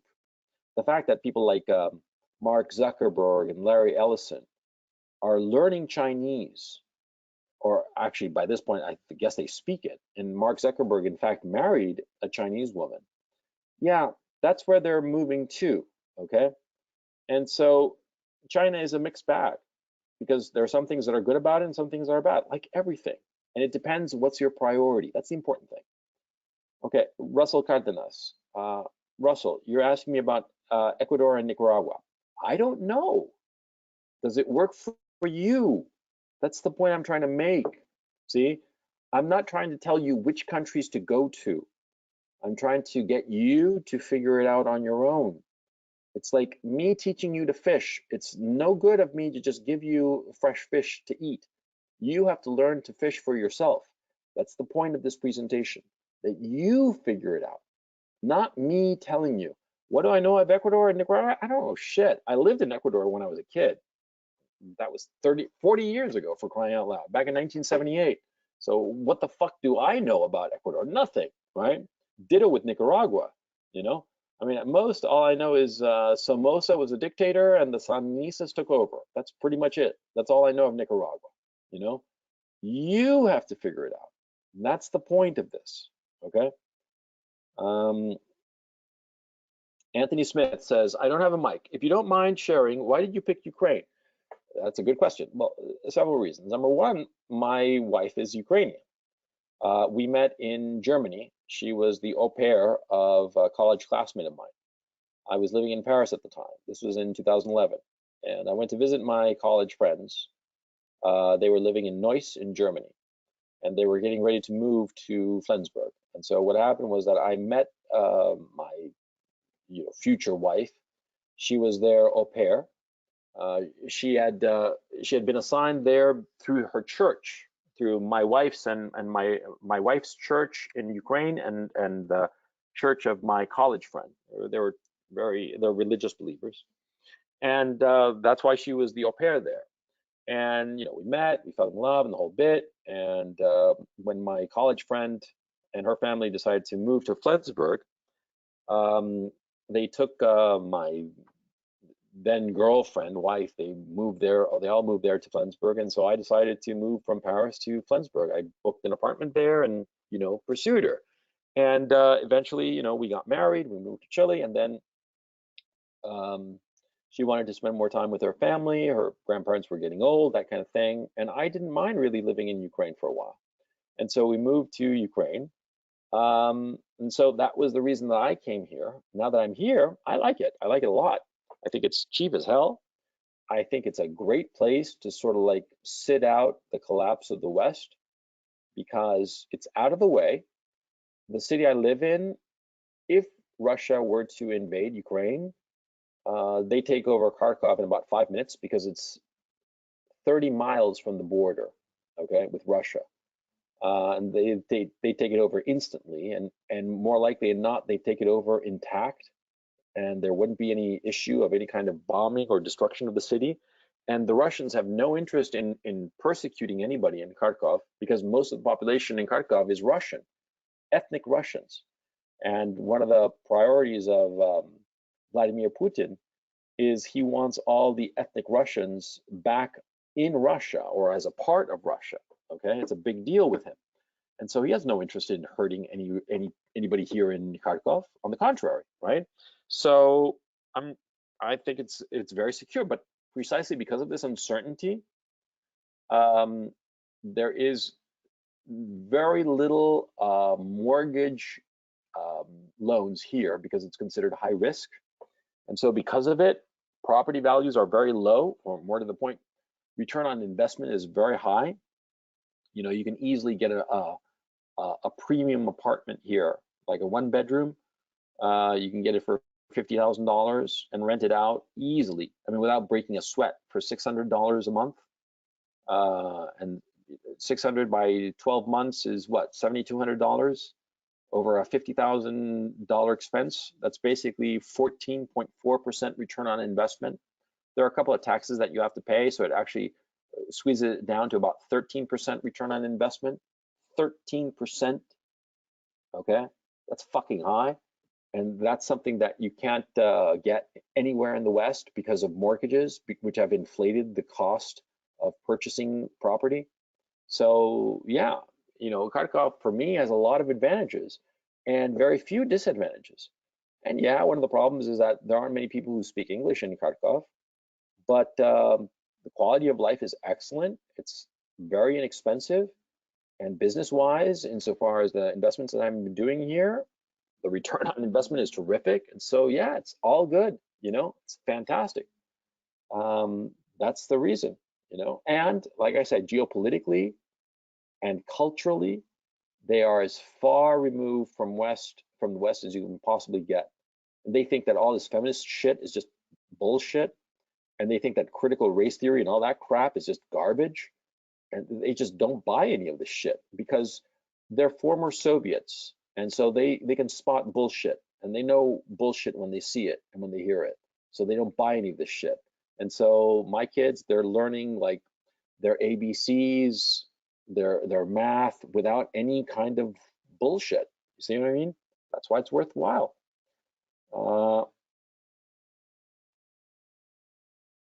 I don't know anything about northern Spain, and I don't know much about Mexico.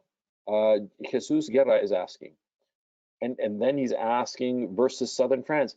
Jesus, these are, again, I have to insist, I am not telling you, I cannot tell you where to go. I can only tell you how you can figure this out for yourself. See? You guys support me, and I thank you. But the point is not me telling you the answer. It's you figuring it out for yourself. See? Alejandro Napolitano says, two problems. One, I left Argentina to come to the US for an education, going for my first out of two master's degree, and then I'm planning on a PhD, so I won't be able to leave until 2026, 2027. I got into a really good university. Okay, good on you, man. Any advice for those of us who are stuck for this long? I actually have a reasonable opportunity of getting an HSFP visa. I have no idea what that is in Japan once I get my PhD. I guess HSFP visa. I'll pull you in. Hang on a second, Alejandro. I just want to read your whole question. Once I get my PhD, and I've lived there for 6 months, but the expat community is a mixed bag that mostly sucks. Any thoughts on Japan? No idea whatsoever about Japan. Alejandro, let me pull in Alejandro. Alejandro, you there? Yeah, hello. Hey, how's it going? Yeah, well, this is really interesting. This part, you have been to Japan because let me get this straight. You have the opportunity to get a Japanese visa once you get your PhD so that you can work there. Is that correct? Yes, the visa is called a highly skilled foreign professional visa. And if you have a PhD and a couple of academic publications, because what I want to do is teach and do research, it's actually pretty easy. You get a lot of points towards that visa. Okay, great. So, but you've been to Japan. You said that you were there for 6 months. Yeah, I worked there, let's say on my previous life. I used to be an orchestra musician and I worked there back then. And now I'm actually going for a more academic thing. Cool. What instrument do you play? Tuba. You play the tuba? Yeah, Oh, I man. used to play in several theaters in Argentina, and so I got invited to like Japan and South Korea and a couple of other places. But you were there for 6 months. Yep, working and studying Japanese.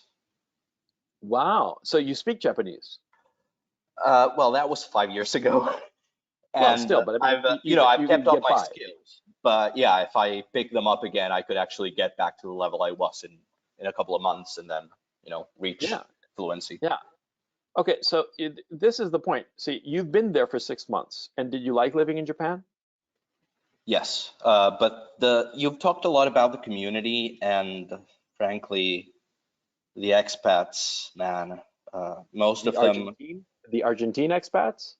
Oh no, all Latin American expats largely suck. I know a couple Yes, of good ones from yes, Spain, and yes, my only real expat friends from there are Australians. yes, yes. It's famous. The Latin American expatriate community is garbage everywhere. Okay, and I say this as a Latin American. I'm from Chile. I can tell you, and you're from Argentina, I take it. Yeah, Brazil, but I grew up in Argentina.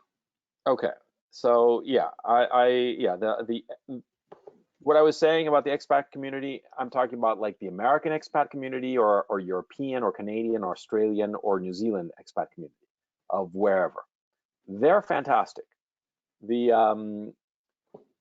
yeah, the American expat community is the nicest one of them all. They are always super friendly and they're aces. Everywhere I've ever been to, the American expats are always the nicest, right? A little bit clueless sometimes about the local culture, a little bit too insular. They kind of like stay in their expat bubble a little bit too much.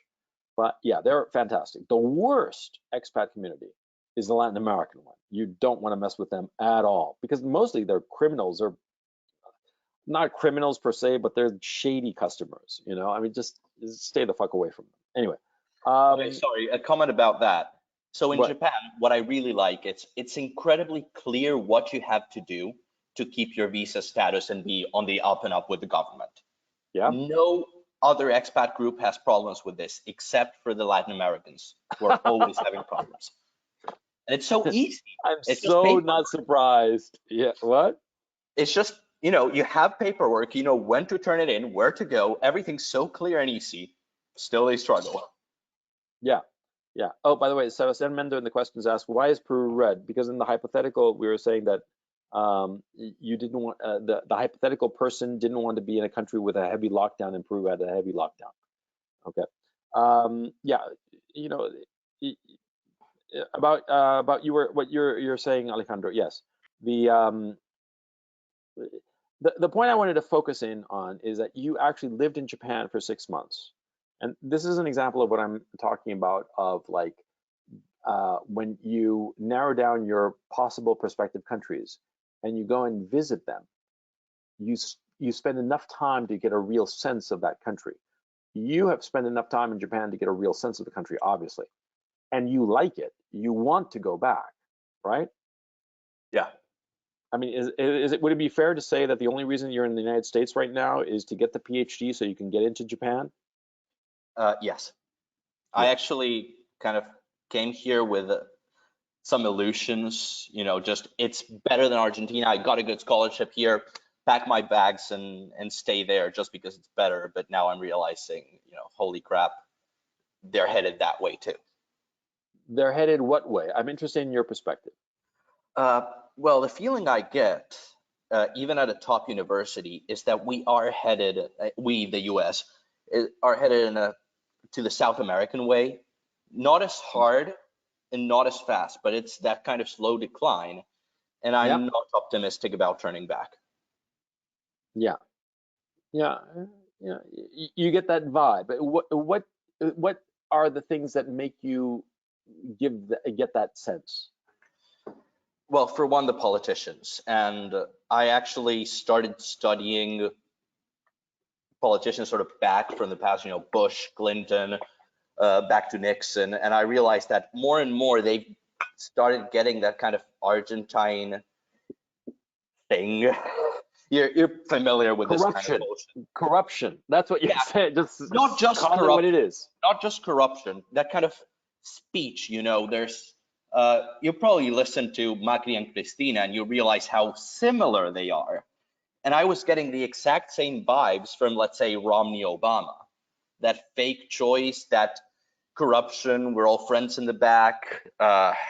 Yeah, Yeah, well, I always think of the Clinton Global Initiative as so Peronista. Uh, exactly. yeah, Peronista is from Perón, who was the president of Argentina, husband of Juan Perón. He was the husband of Evita Perón, who was pretty much of a prostitute, And a communist. Andrew, yeah, and a communist. And what they did was they basically imposed this very corrupt system of basically paying off people to support them politically.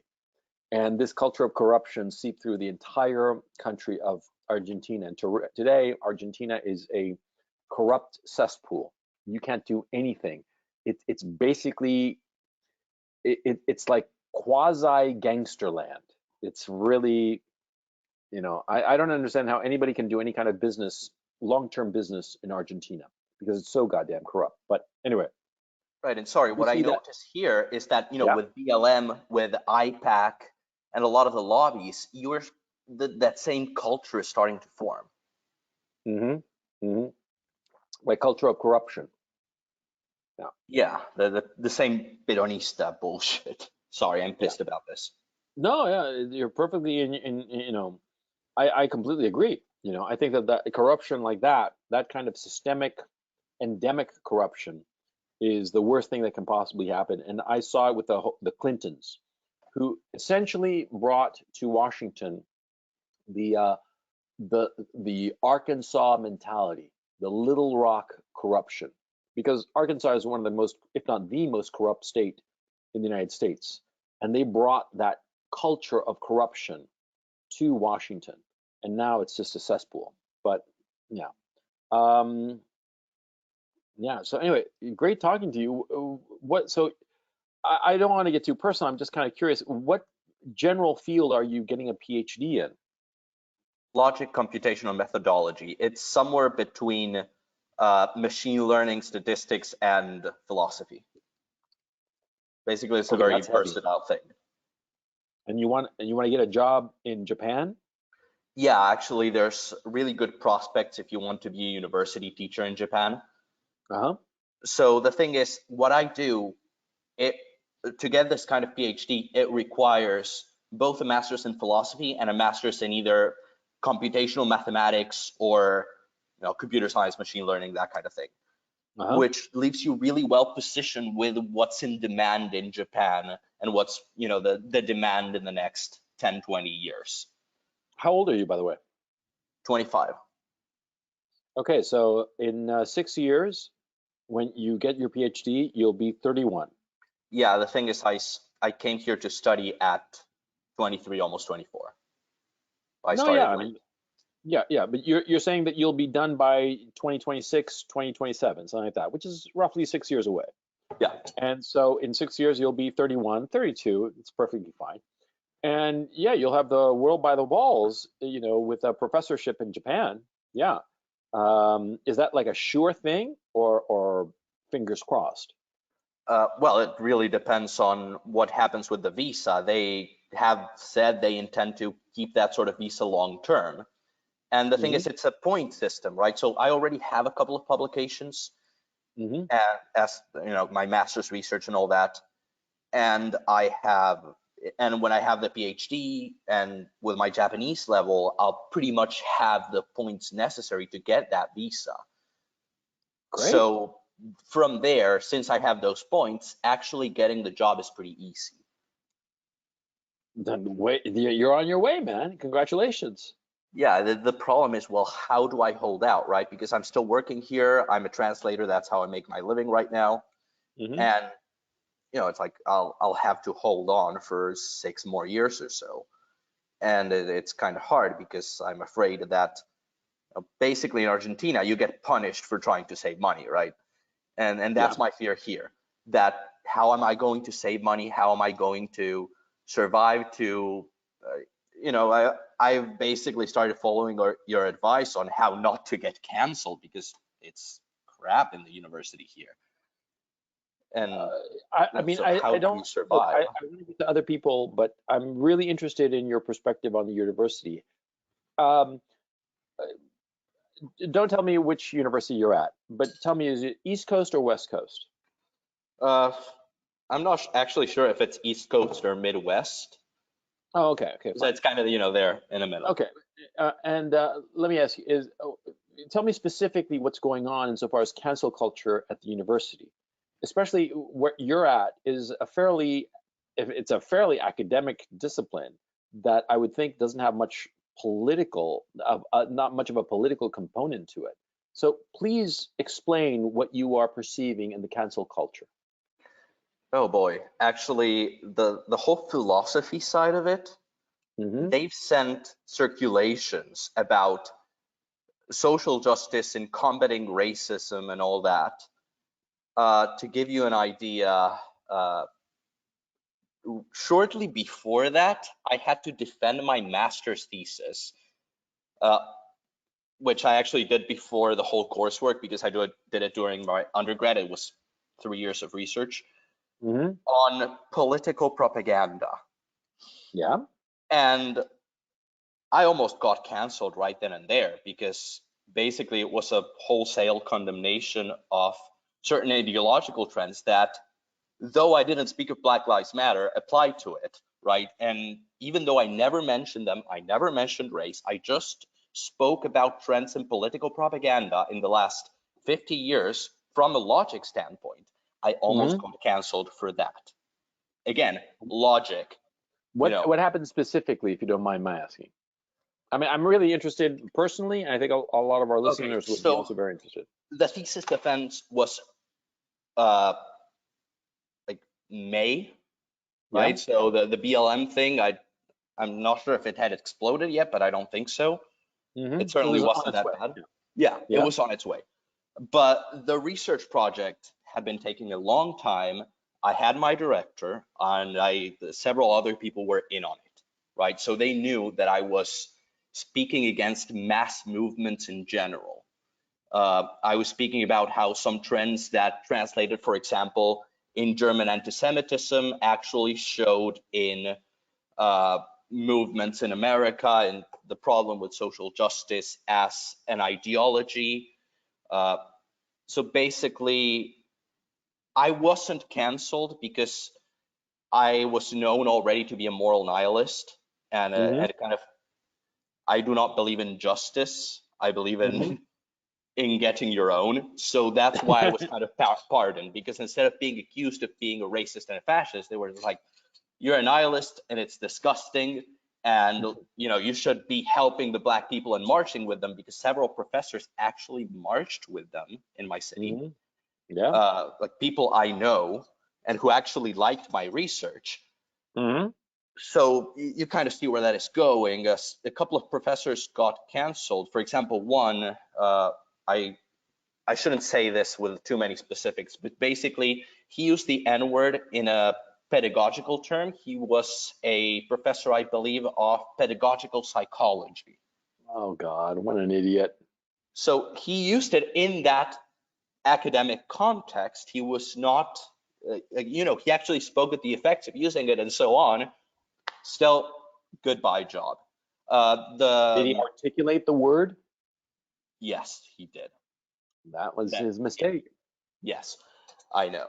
So the several departments actually followed the philosophy department, and the circulation was essentially that we all stand with social justice and pledge to fight inequality wherever it happens.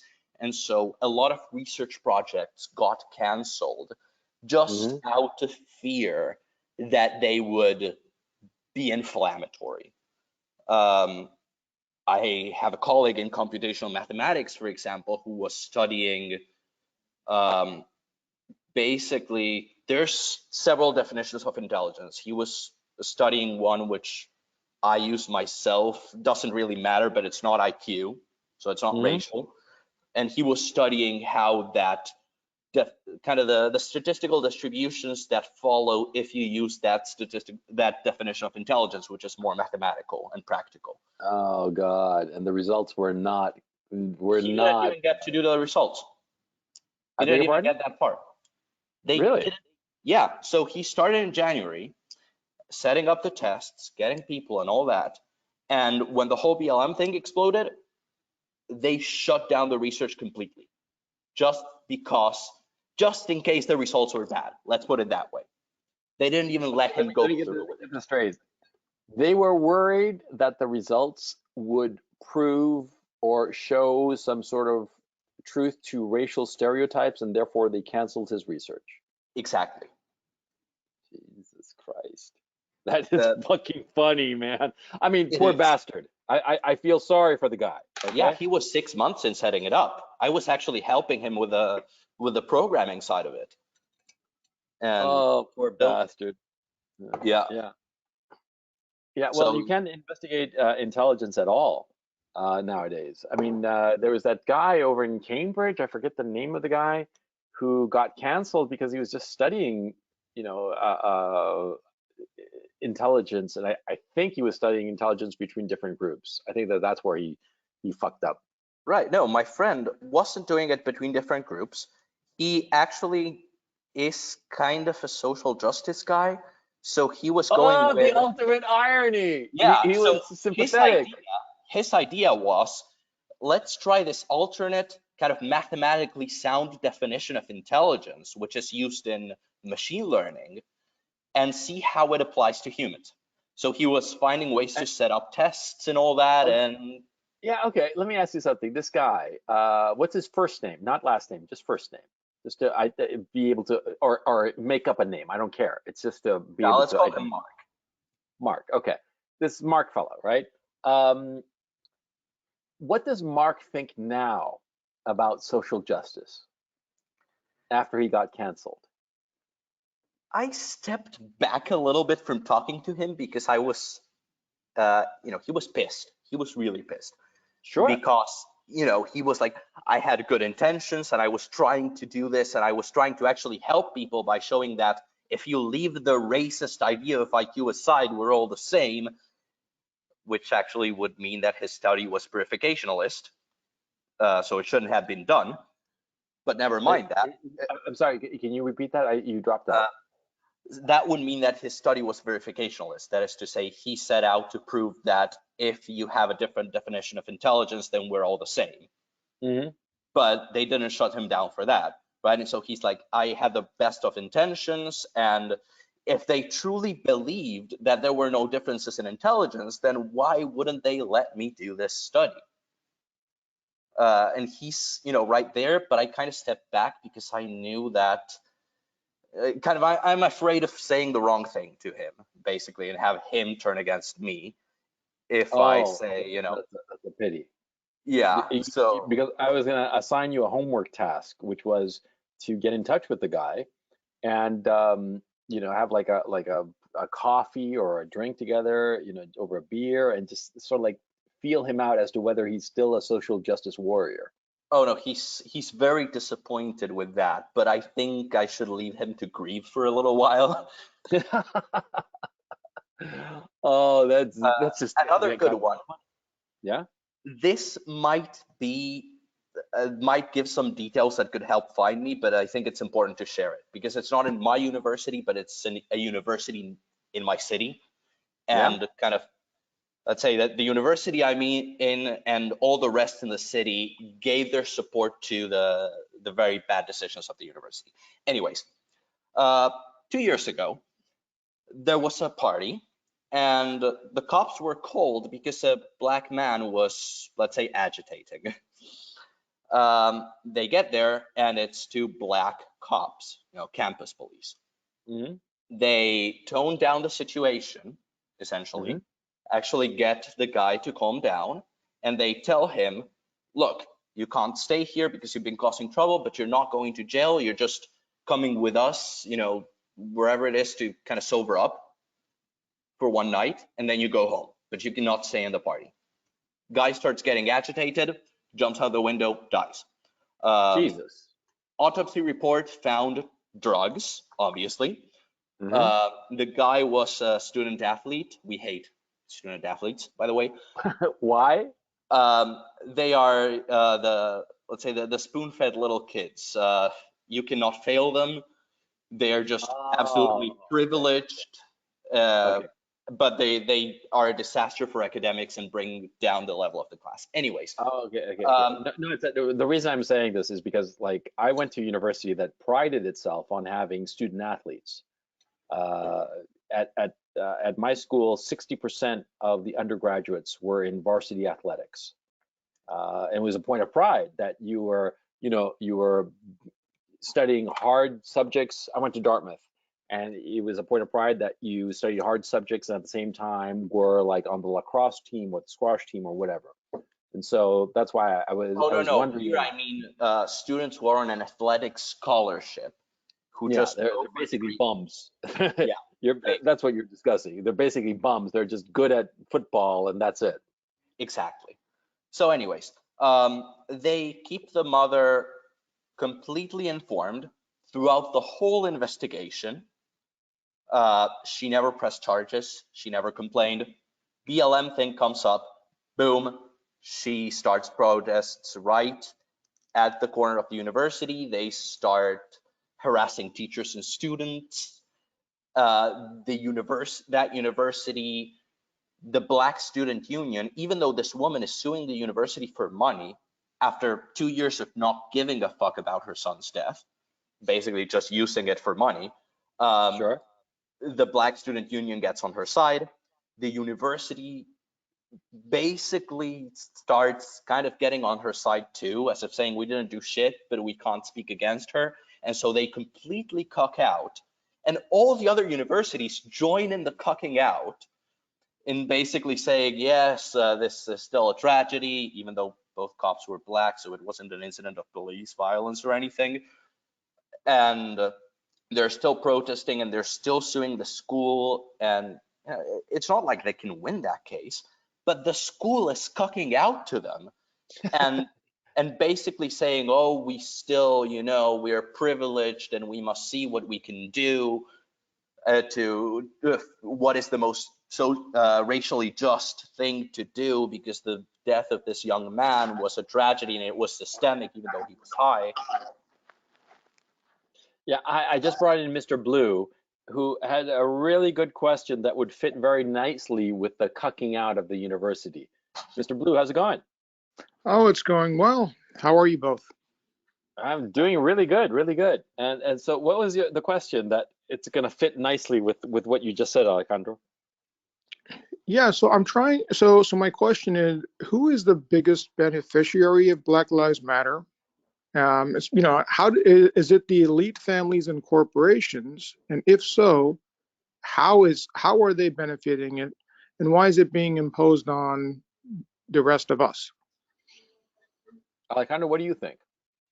I think it's I mean, I actually a have bit an more. opinion. I'm sorry, I have an opinion. I have a Yeah. very firm opinion, but I'm interested in your opinion first, Alejandro. So I'll tell you the university perspective, which is people who are benefiting greatly from this are, let's say, the establishment professors, right? Those with tenure who are basically given easy excuses to get rid of the competition and establish themselves further. And I'm talking of white professors too. This Wait, is wait, not wait. about. Explain this. Explain this. How are they getting rid of the competition? It's become so easy to basically cancel people on technicalities, both because of the Black Lives Matter and the Me Too bullshit, Right? that uh, they are essentially able to push their ideas uncontested because of the environment of fear they create. And the other ones who are greatly benefiting at the universities are the lazy students. And this is not because they have power, it's because basically the Black Student Union at every university I know in the city is a bunch of bums. Yeah. We'd call them what? Uh, Yeah, I know. I mean, back yeah, in the early 90s, the Black Student Union at Dartmouth were just bums. They just smoked dope all day and listened to rap, and they were just boring on top of it. I think the thing that really bothered me wasn't that they were lazy. I was lazy too, but they were boring. That was for me, the unforgivable sin. But I'm interested about what you said about the tenured professors, that they use it as a cudgel to threaten other people and to basically push through their ideology. Is that what you're saying? yeah. Essentially, students like myself have to walk on eggshells, and the whole tension that's generated makes it easier for them because the authorities at the university immediately want to quote unquote play it safe, which means that a professor will just get a research canceled because they don't like it, because it goes against their ideology, even though there's no good reason to cancel it. And the whole university will just go with it unquestioningly because Black Lives Matter, Me Too, etc. Yeah. Well, to answer, that's a really interesting perspective insofar as academia is concerned. I didn't actually know this. And I mean, I knew the part about the black students being lazy bums because I saw that when I was in college. But what I found interesting was that the tenured professors use it to stamp out any kind of intellectual competition. That's really, really interesting to me, by the way. But Mr. Blue brought up the issue of why do elite families and corporations benefit from BLM? Mr. Blue, I'll give you my perspective, and you tell me if you agree or not. I think it's basically moral cowardice. They they don't know how to answer it, and so they just kowtow. Because they're cowards. That's my thinking. It's not more complicated than that. It's not that they benefit from it; they're just afraid. Okay. But It's doesn't an it? unsatisfying answer. I know it's a very unsatisfying answer, and it's infuriating. But that's my perspective. I'm Okay, so sorry, I let's. interrupted you. So if we go, so what is their? So I would think, one would think that if this continues, it'll just get worse. There doesn't Yes, seem to be anything to. They're not to stop it. satisfied. Yeah, We have. I mean, gender neutral. What the fuck bathrooms, and we have women. Looking like guys, and you look at commercials, and there are these. It's confusing if we're looking at a man or a woman. It seems that the more whoever the people are in power, if it's a corporation, it's even if it's my company or all these big companies, where at what point is there going to be at what point will the movement be satisfied so that it never we can will go be. back? Okay, so It then never. it's like giving kid candy, and the kid keeps asking for candy. I mean, at And some keep giving point, it. At some point, no, it's not. See, in that metaphor of the giving the kid candy, eventually the kid goes into, some kind of like diabetic shock and winds up in the hospital, right? If you keep on giving him all the candy that he wants, right? That's the reality. But that's a metaphor. In this situation, you have to think of it more as a downward spiral, okay? Because you see, you were saying the metaphor that you were about to express, and I rudely interrupted you, was that, if you keep on giving a kid candy, eventually he's going to get sick. But that is the wrong metaphor here, because the child has a natural limit that you give enough candy and eventually he'll just have a tummy ache and then throw up and it'll be a big mess, and that'll be that. But in this situation, you have to think of it more like a downward spiral, and there's nothing to stop it as it goes all the way to the bottom, okay? And what I can point to is the Cultural Revolution in China in the 1960s. That didn't end. It just spiraled down and down and down. Or Pol Pot, that's even better example. Kept on spiraling, and it never ended until they were just butchering people left and right.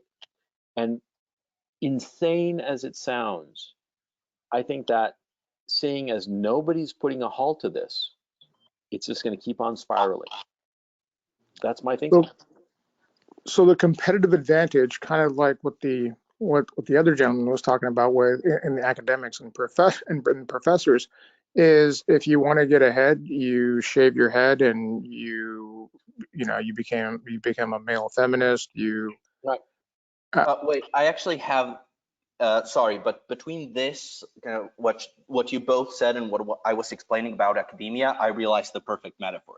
It's the sword of Damocles, right? The sword hanging above the head of the tyrant. So when I was talking about the people with tenure eliminating the competition, trying to establish themselves further. So if, in case you're not familiar with the sword of Damocles, it's the idea that if you have any sort of power, you're constantly with this sword hanging above your head, right? And it is a very real problem, right? Think about it this way. If they don't keep pushing, if they don't keep canceling people, if they lose their momentum, then the sword comes down hard. And the more power you have, right, and the more ideologically entrenched you are, the harder it comes down if it comes down on you. So in a way, this thing is kind of kicking the can down the road. That's where the moral cowardice is. Isn't just kicking it down the road and saying, okay, you need more power in order to maintain power. You can never just have a level amount of power and be satisfied. Exactly. Because what happens is that in this kind of situation of persecution, because that's what we're talking about. We're talking about persecution. See, the person who persecutes creates enemies. And so what he has to do is rule by fear, by canceling, i.e. persecuting, more and more people and canceling all of his enemies. He has to do that because if he ever stops, his enemies will go after him, and he knows it. Perhaps he doesn't articulate it, perhaps he doesn't even admit to himself, but at some hindbrained level, he's aware of it. They're all aware of it. They realize that if they stop, that's the moment that they're dead. And so they can't stop. And they can only turn up the volume. And what happens is that more and more people realize that that's the way to get ahead, by canceling others. And so they start getting into this dance. That's the problem that's going on. And so it's sort of like you start with the first person, and he cancels one guy, then a second, and a third, fourth, fifth. Eventually somebody else comes along and cancels that canceller, and sort of like wins his, his status, but he's in the same problem, in the same situation that he has to keep on canceling in order to maintain. And the next big canceller comes around and squashes him, cancels him, but he has the same problem, only worse. He has to cancel even more people. It just spirals out of control. And you're asking in a very level-headed and pragmatic sense, who is this benefiting? Cui bono? Cui bono, it's C-U-I, separate word, B-O-N-O. That's Latin for who benefits. Who benefits from all this bullshit? And the answer is, in a very real sense, nobody. Because at this point, it's just an issue of survival. And it'll get even worse before it ends. That's why we're having this conversation of, how to leave America. Because Alejandro here believes that this won't end, and neither do I. Is it fair how I'm characterizing what you're saying? Yeah, I just, even in 6-7 years, I do not think it's worth staying after that.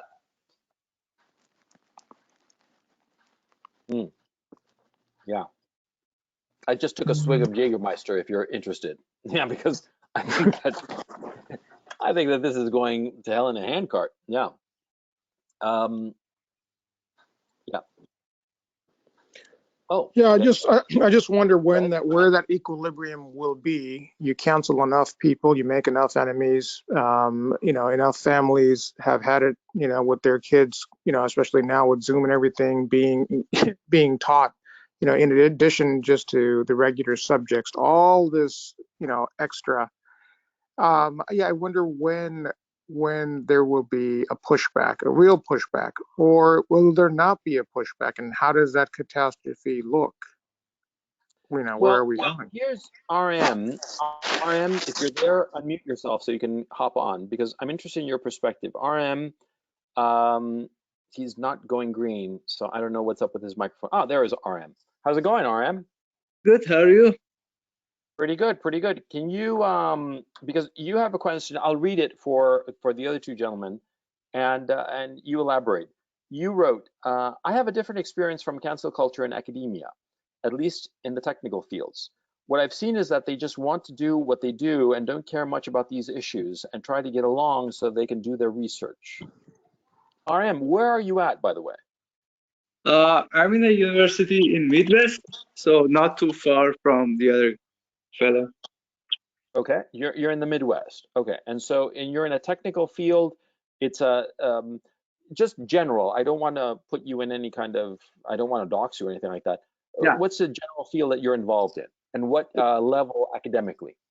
like PhD mechanical engineering, close to that. And the friends I've talked about this more often are about computer science, machine learning, and then mechanical engineering, those kind of research. RM, can you do me a favor? Can you hold your microphone because it's rubbing against your clothes and we hear the rubbing of your clothes and we're not hearing your question or your statement rather. So you're in mechanical engineering and they sort of like don't care. Is that correct?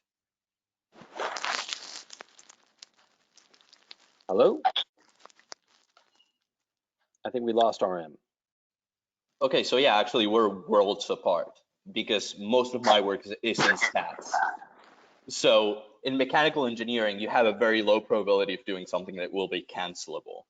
In Right. stats, I mean, even people who have thought about talking about COVID have to tread carefully. It kind of depends Really? on where you are. Yeah, but in general, what he says is true for the most technical things, robotics, engineering, even biomedical engineering. They have it much easier just because it's easier to lay down.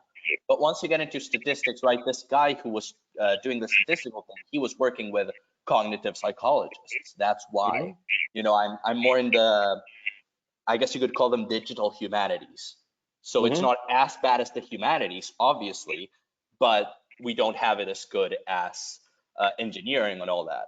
And the problem is that really it sends a lot of people. I noticed a lot of people who are interested in the digital humanities, but all this canceling bullshit completely turns them off. And they go into fields like robotics, for example, which is big where I am. And it's like, yeah, we need There's people in these no fields. PC culture. RM, are you seeing any PC culture, or do you see it and you just avoid it? What's going on with you, RM? So what's happening? We like the professors and everyone knows about that and tries to avoid it. Like I had in my thesis some quotes from Jordan Peterson, and my advisor said, just don't mess around with these things, just remove the quotes, do something else, do from. And finally advised me to just remove all the quotes I have from whoever I have and just don't try to make a statement there. And that's fine. I did that because why to bother? Yeah, Also, but go ahead. also like when like process for interviews, the new professors, like assistant professorship positions, uh, now it's part of the application that we have to have like diversity statements and those kind of stuff. And everyone in the STEM fields knows that these are bullshit. We don't care about that. Everyone just copies and pastes, or not copy, that's plagiarism, but try to rephrase whatever everyone else writes. But still, like the administration, the higher above the chancellor and everyone in the head wants to see those kind of statements. So we include them, but we just don't care much about that. And even NSF fundings, some of them are asking for like these kind of statements. But so yeah, I'm seeing technical proposals that say that we are hiring Latinx students and they get the funding probably because of that, or that helps probably, I'm not sure, but it comes into evaluation for, Oh, I let don't me know. ask you something, RM. This is gonna get you in trouble, perhaps. Um, how about the women in mechanical engineering? Do you have any women in mechanical engineering? And let me ask you the follow-up question to that is, are they any good or are they kind of like not good? There are some that are good, there are some that are not. Let So me phrase, yeah, let me phrase the question. Let me phrase the question. Let me phrase it. The percentage of the women who are not good, is that percentage number equal to the percentage of men who are not good? I like that you know the answer and you're asking this. And what is the answer? Please tell me. No, don't get me into trouble. But yeah, that's true. I need confirmation bias. What the fuck do I have you on if not for confirmation bias? Okay, so yeah, that's right. So there are fundings and there are just extra initiatives for those. So that happens, I guess. And let me ask you something. I would think that the money issue must be so aggravating to the men that the women get more funding for their projects, even though they're not as good as the men's project. Is Oh that accurate? yeah, especially so for older professors, they are set, they have made their connections, they know the people and they're connected. But for assistant professorship, like the new guys applying, we guys are like frustrated about this. Like we know that we have no chance. So every two applications come in the department wants to make the quota, and so they're hiring like females. So we are looking for girlfriends who wants to be assistant professors, so we can also be assistant professors because the university often hires a couple if they can. So Yeah.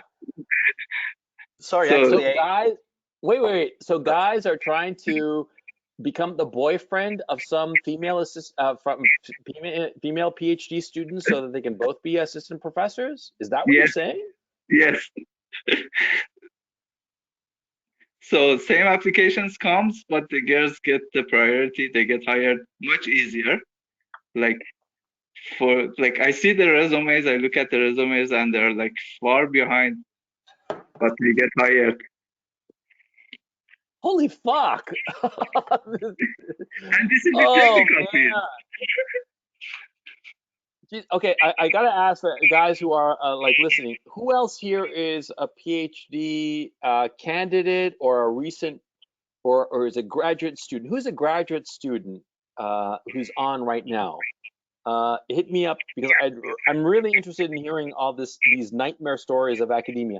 I know that it's way off topic, guys. I know. I know that it's off the point, but this is really interesting, and I think that you guys are interested too, or else you'd leave.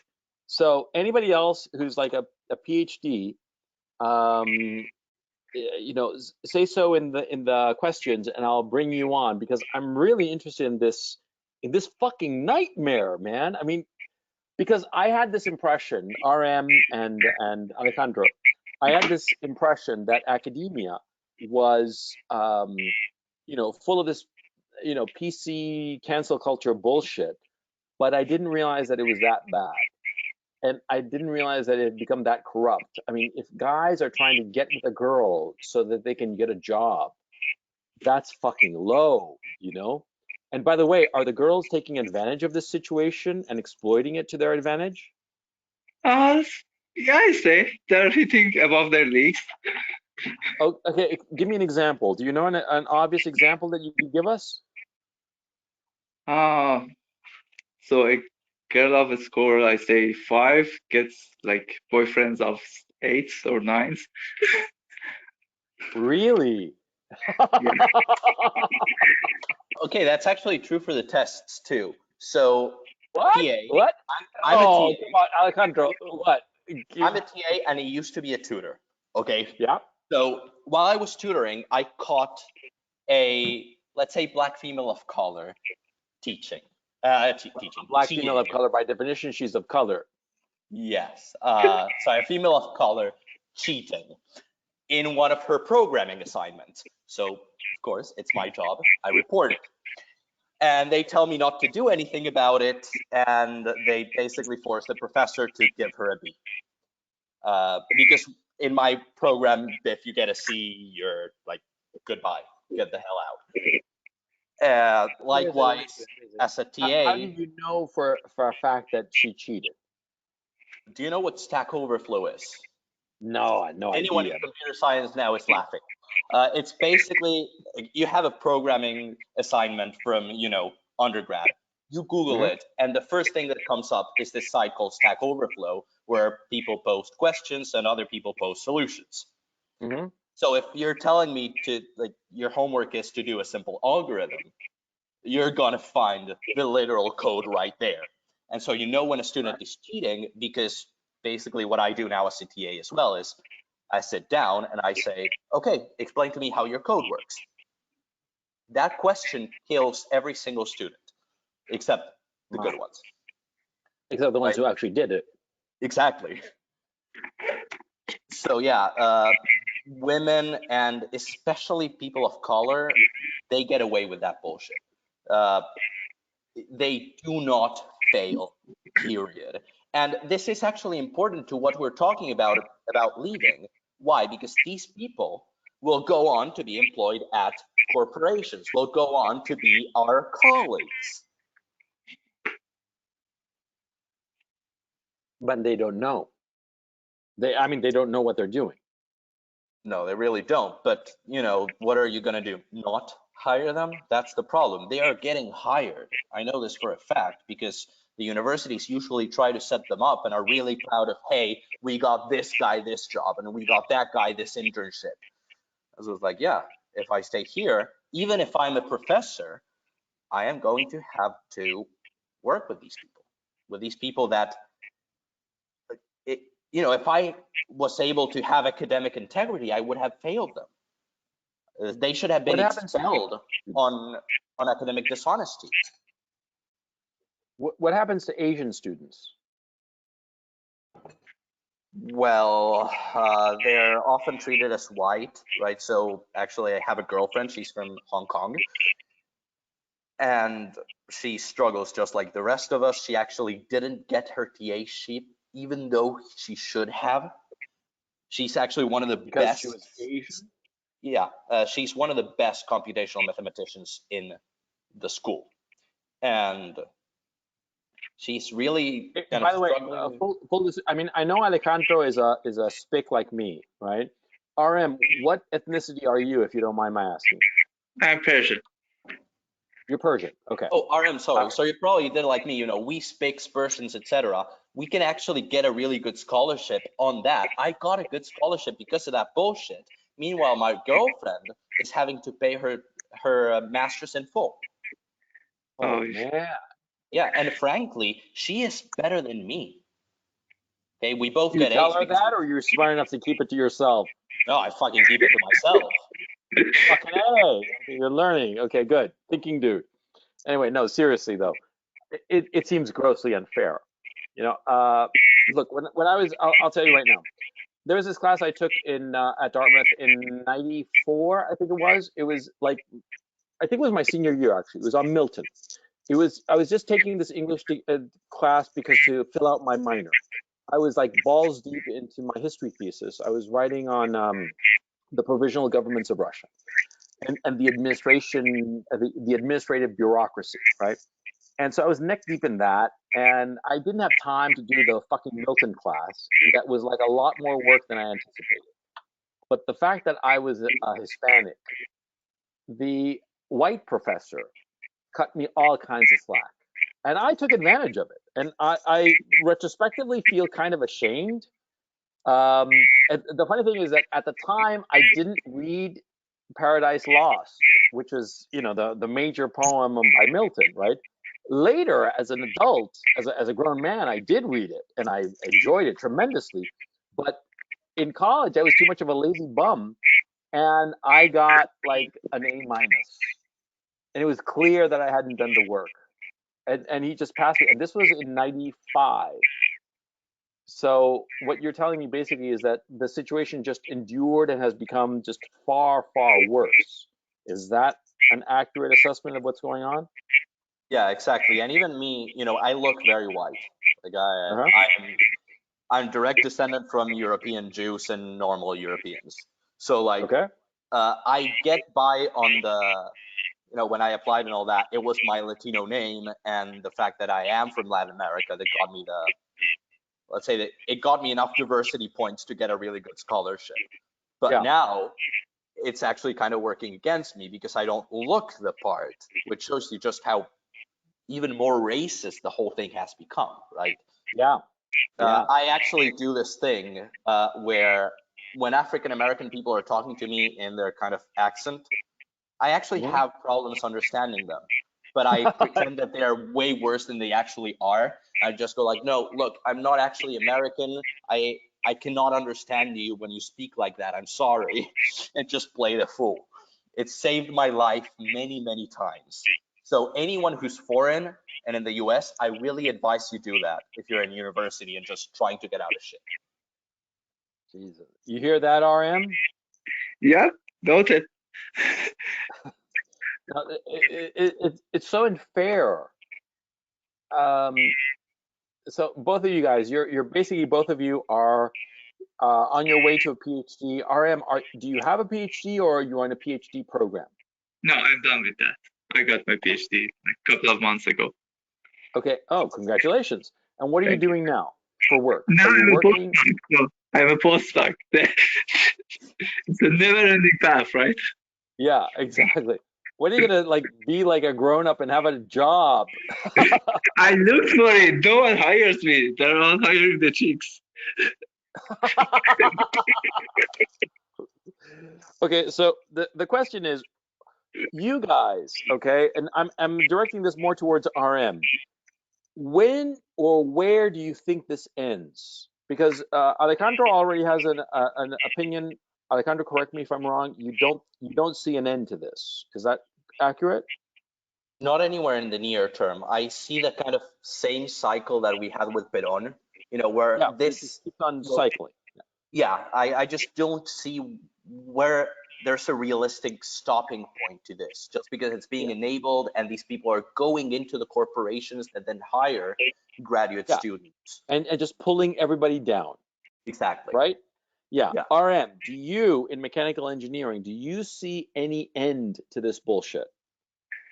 Oh, so the end should be when the system cannot produce, because I believe that the productivity is going to have some merit in this discussion.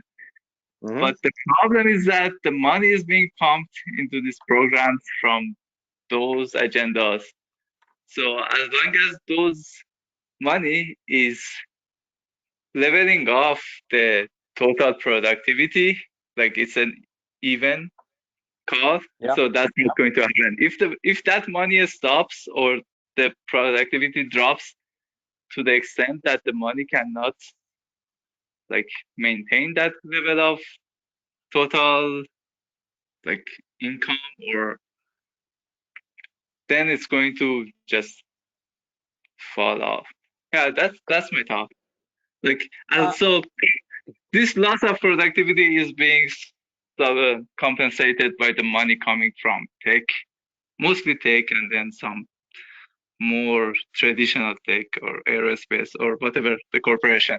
So if that money stops, so if the corporation hits the bottom and they cannot provide that kind of funding, they need to reevaluate the whole thing. I think some people have been complaining about the feedback. RM, when you're speaking, when you're not speaking, rather, put yourself on mute because your earphone is too close to your microphone. Yeah, thank you. Bill Semet has this great question, but RM, don't go anywhere because I'm interested in your perspective. I'm very interested in your perspective. Bill Semet has a very interesting question, and I unmuted him. Bill, are you there? I hope. Hey, There you are. coach. Hey, coach. How's Yeah. it going? Hey, it's going very, very good. Everything's good here. I don't Mhm. understand how incompetent people can get a job and how are they kept? I had a friend years ago. He talked his way into a job, and it was over in a month. They walked in the office. They walked in his offices. They told him, "You're out of here." He BS'd his way into the job. So I don't understand how these people can get technical jobs. I'm waiting for someone to explain that to me. Yeah, RM, I'm interested in your perspective on this.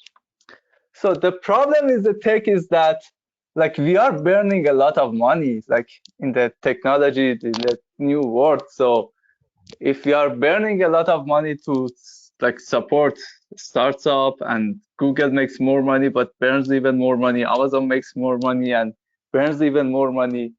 So they have money to burn, and that's not dependent on the productivity because you can scale things with this digital change very easily, freely. So 50 years ago, when you were producing some artifacts, you had to manufacture them, and that was costly. And if you had some loose gear there, like the whole chain would have collapsed. But now you are making one app and makes copies of that and delivers that to millions of people with no effective additional cost. So you can afford to have people that are not as productive, and you can just move forward these kinds of agendas. So you're basically saying that it's a product of being too rich. Yeah, and the type of the economy is different. Too rich, and this economy does not depend necessarily on this productivity. So you have money to burn. If you were too rich, but you didn't have money to burn, you would go broke. But this economy provides extra money to burn.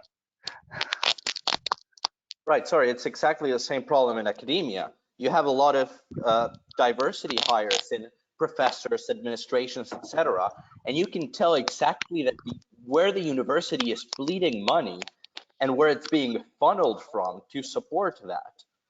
So, for example, they make a lot of money with my university in particular, rich foreign students like my girlfriend. And where is that money being funneled? To diversity hirings, administrative personnel, and poor foreign students like myself, like the few of us who actually work hard. But it's the exact same thing in corporations, right? Even when the productivity isn't enough to make up for the money being burned, you have what? The square root of the workers actually being productive while the rest burn the money. Yeah, so you're basically saying that the whole system is dependent on Price's law, and if Price's law fails, then the whole thing will go up in smoke. It's not that it fails, because it can't fail. It's just how it works. It's just that people don't recognize that's how it works, and so they pump in more and they spend more than the actual good workers can generate. Which, Oh, by the way, way, quick parentheses. A quick parentheses to all the listeners. See, Price's law. Look it up. It's really interesting. It's fascinating, as a matter of fact.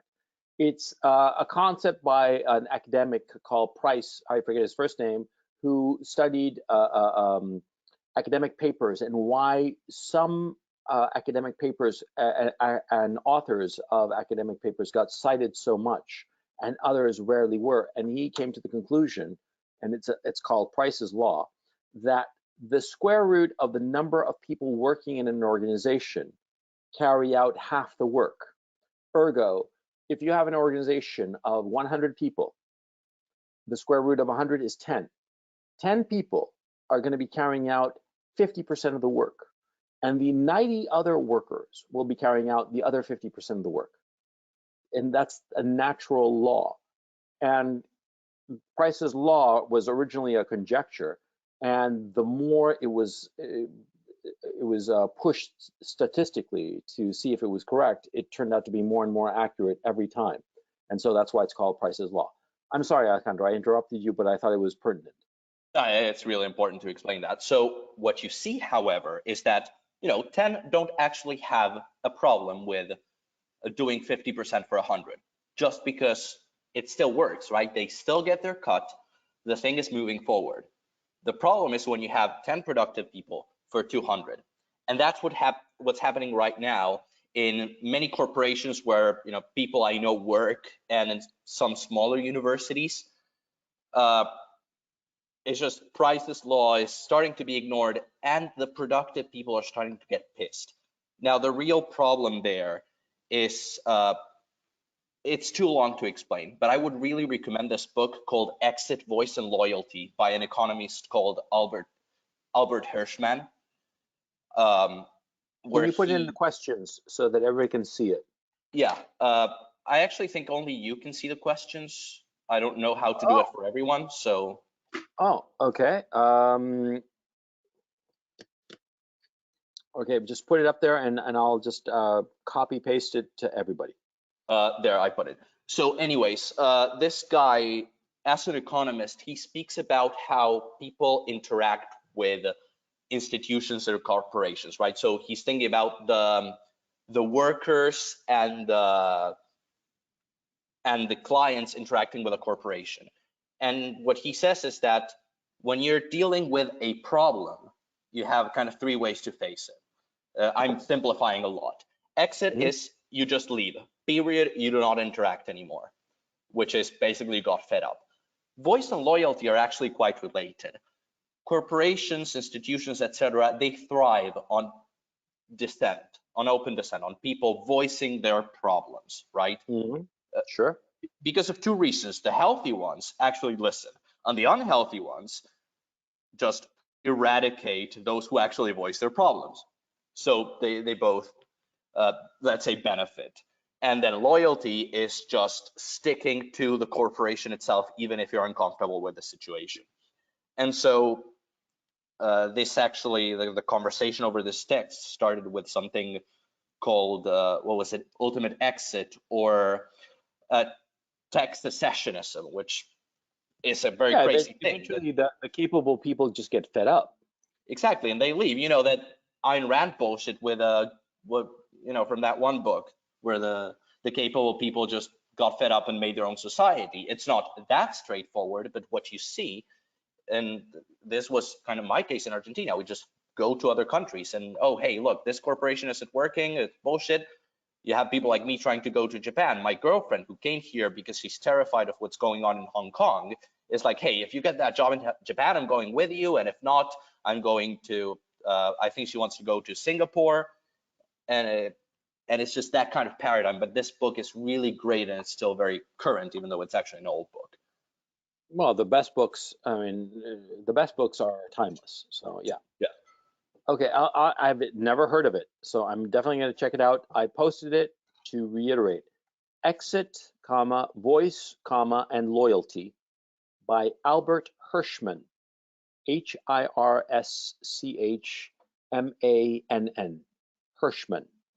Exit, Voice, and Loyalty. Yeah, look, this has been really, it's been really fucking depressing because you fuckers are basically confirming the reason that it's time to go.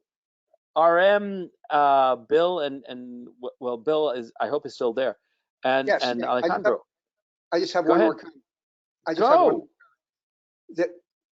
the reason you might not be seeing it now is because these are new industries, and in a sense they're monopolies because they're brand new companies and brand new industries, and they can afford maybe a couple of incompetent people.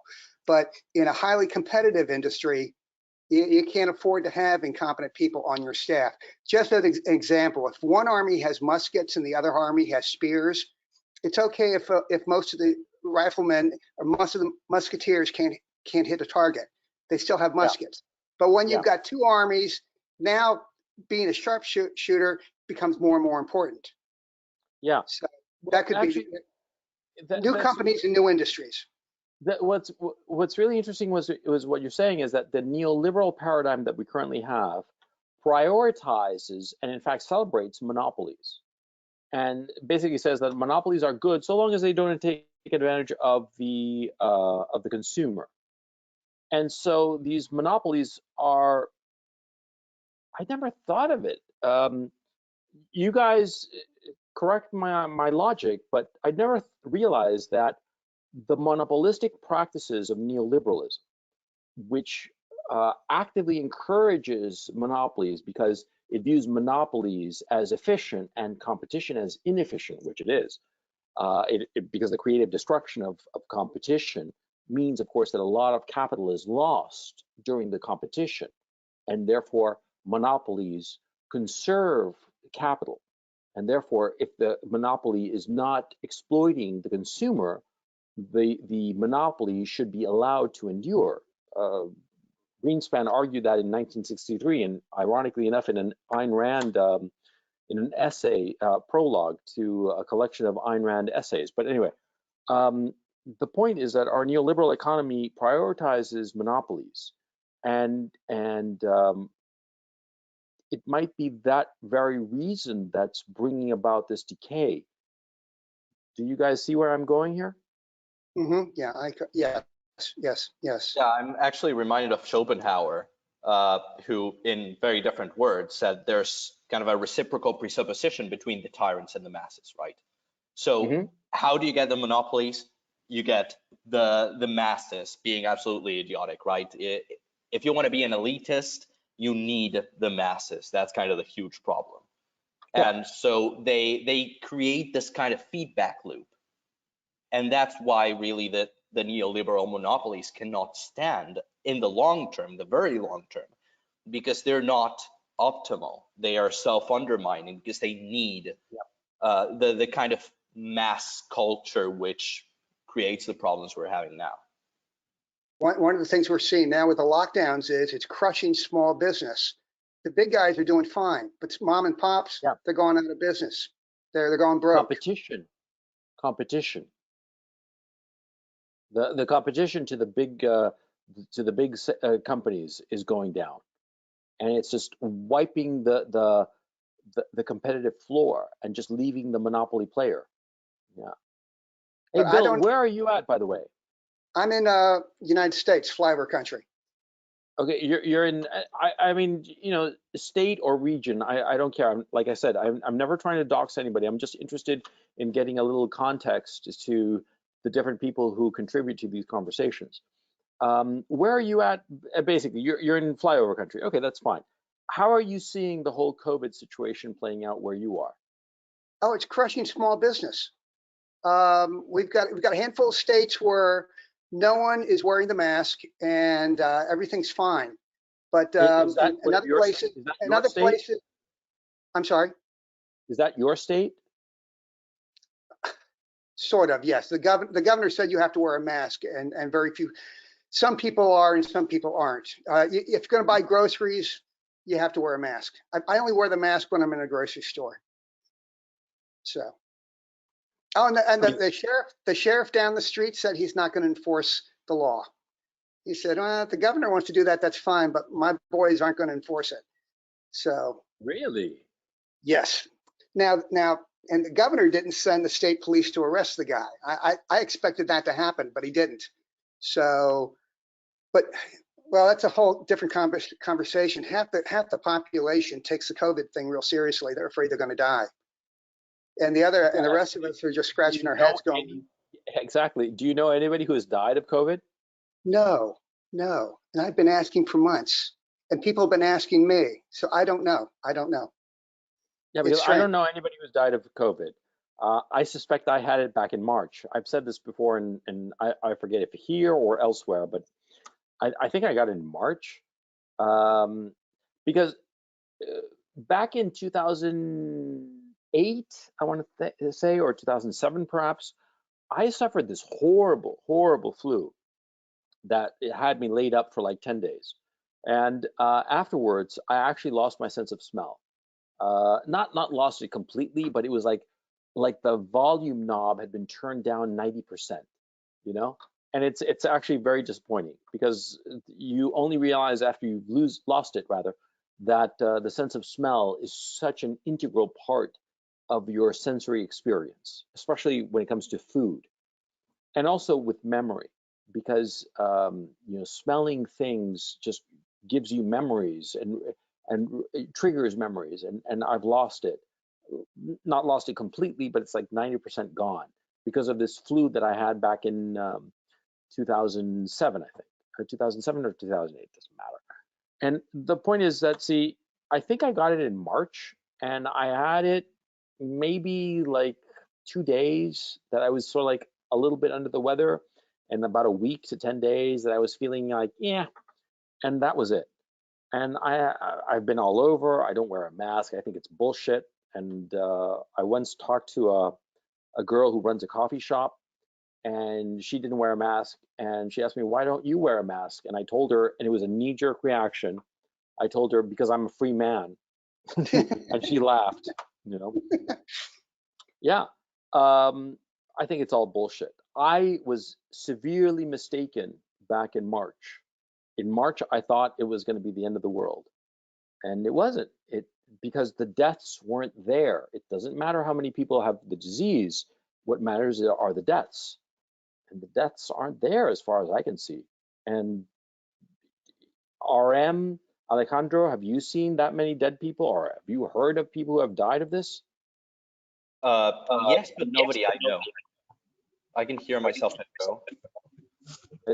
I think your earphone is too close to your microphone. Okay. Anyways, yeah, I've known kind of people who know people who know people, but nothing like that. Actually, the people I know are closer to dying from the lockdowns and from having lost their jobs and depression than Yeah. COVID. And I know of a couple of suicides Really? Do in tell. Argentina. Nobody I knew personally. Okay. But for But are these example, people like a friend of a friend of a friend, or somebody with a first and last name? no, people with like a first and last name. So for example, I work as a translator. That's how I make a living, even though I'm a fucking TA. And the company I work for. Join the private sector. Grow up. I'm fucking with you. But anyway, I'm go in ahead. the private sector. That's my translating job. Anyways, a colleague's brother committed suicide because he had a restaurant and he lost everything in Argentina. Mm-hmm. Then one of my sister's closest friend is basically really depressed and living with her mother again. Mm-hmm. And she was close to it. Basically, my sister is trying to help her. But yeah, I've heard of serious cases like that where there have been suicide attempts or an actual successful suicide. It's fucking depressing, man. Yeah, I think that this has been in terms of the wear and tear on people. It's been far worse than the disease ever could have been. Like for And I think example, hmm? the director of the program I'm in got COVID. He got it, his wife got it, and they're in their 70s. Mm-hmm. They didn't know they got it until like they just came with a small fever for 2 days and found out a couple of days later just because they decided to get tested. Have you guys, Bill, RM, I'm asking you guys too, have you guys noticed that nobody is talking about the fact that this originated in China and that it was probably artificial? Have you noticed that nobody's talking about its origins at all? Yes, yes, no. Sure, yeah, that happened. I think I read some news like 2 weeks ago. They wanted to send a committee to China to check the origins and stuff, but it was inundated under all of the other news, and no one cared Yeah, about that. yeah, they just like swept it under the rug, as it were. Yeah. It's hard to find out what's going on the planet. A lot of news is hidden. You have to go searching for it. Are you just as an example? Are you familiar with the flooding in China? No, actually, tell me more. That's a big deal. That's a big deal. They had a lot of rain in the summertime. It looked like the big dam was going to fail. Apparently, The three point. they still have a lot of flooding in China, and it's a big deal because it affects the economy. And again, there's no news about it. You have to go on the internet and go look for it. And That this big is a dam, flood. This is non-political, as it were. yeah, they hide the news. It's very difficult to find out what's going on in the rest of the planet unless you go and look. And actually, BBC is a good place to go. BBC, really? I mean, that's the most PC news outlet that I can think of, actually. Well, thanks for telling me. I'll go look for something else. But yeah, here stateside, I don't trust the news. They cover everything up. Everything's hidden, and they put a spin on everything. So Yeah, I'm interested, Bill.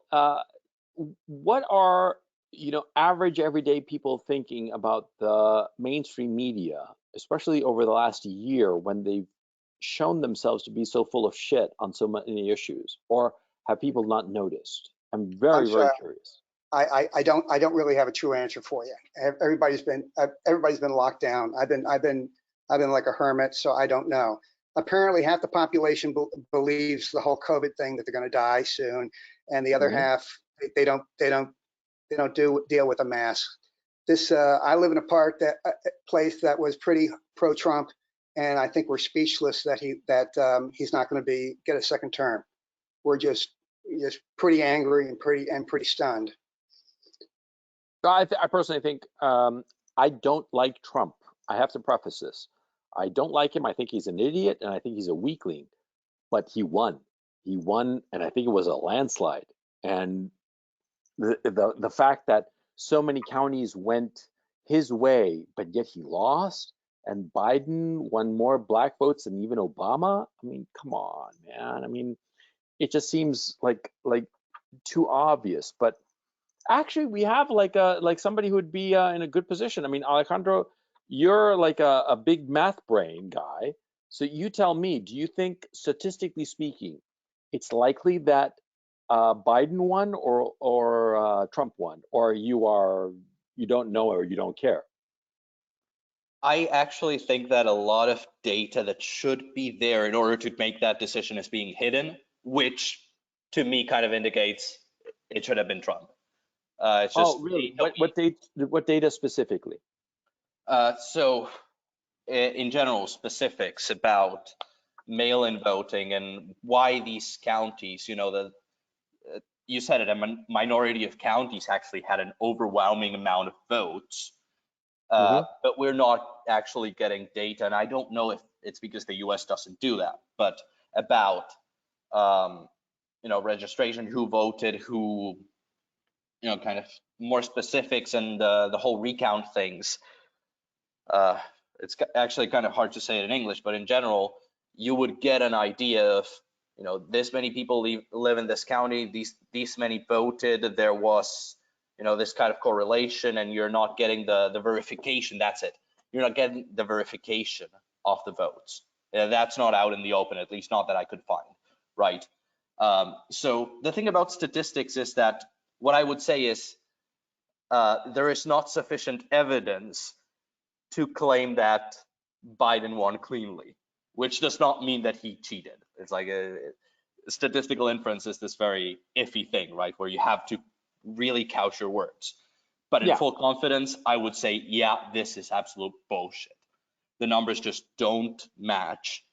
And it's not because of that law, about the zeros and all that. That is bullshit.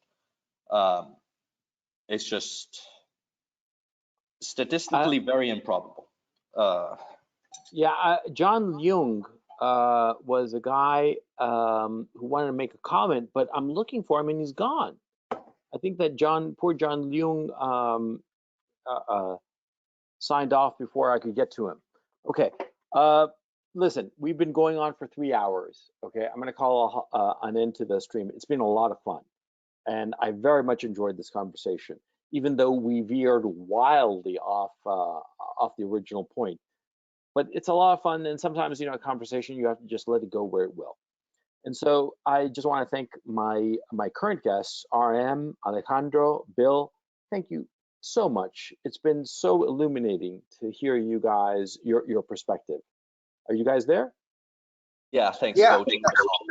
Yep, thank you. I enjoyed the Thank you. webinar and everything. Yes. Yeah, I really enjoyed this, and we're gonna do more of these, like pulling people in and just like shooting the shit for a while, because it's a lot of fun for me.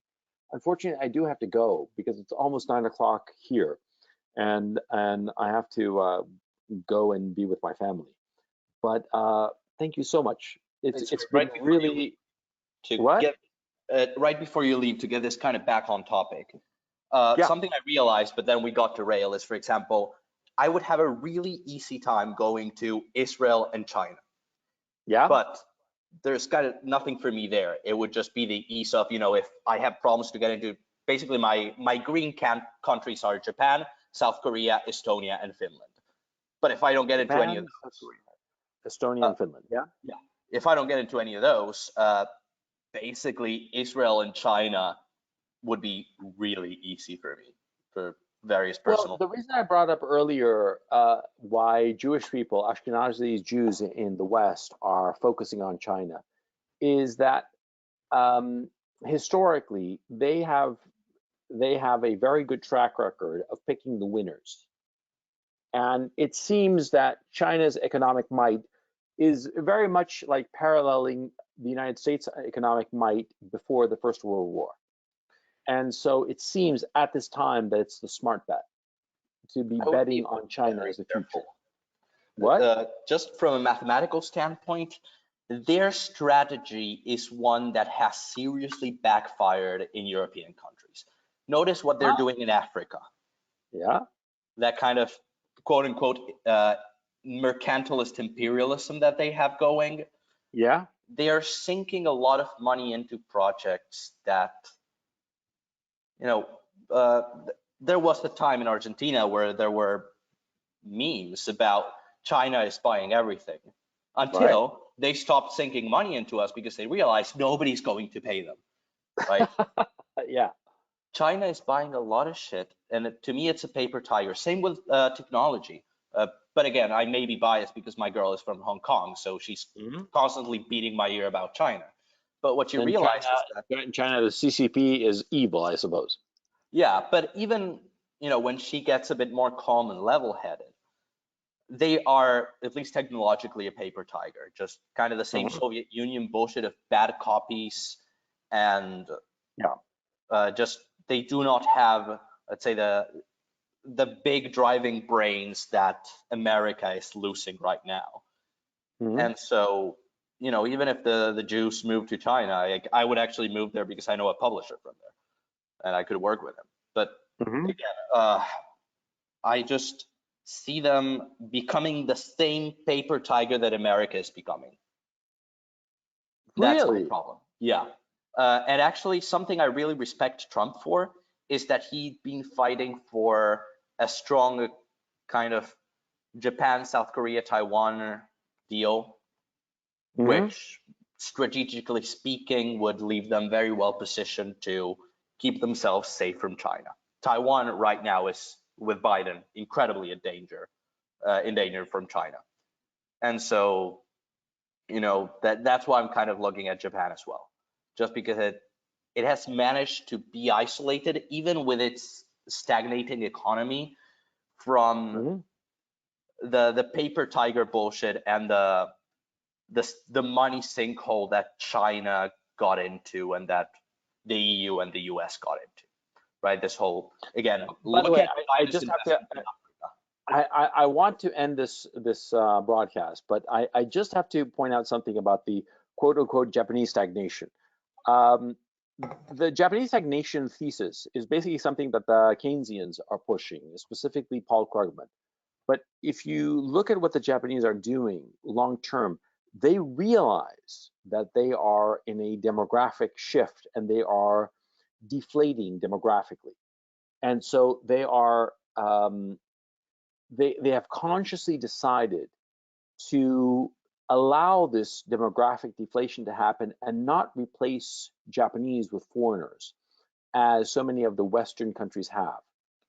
And what they are doing is that they're realizing that by the year 2070, 2090, that's when they'll hit the bottom of their demographic deflation and it'll start to rise again. And they're looking long term and realizing that this demographic shift is natural, not a big deal, and therefore the economy has to be managed to this slow stagnation slash deflation even, and then eventually in 50, 70 years, 90 years, it'll pick back up, which I think is a far wiser approach, a far more pragmatic and sensible approach long term.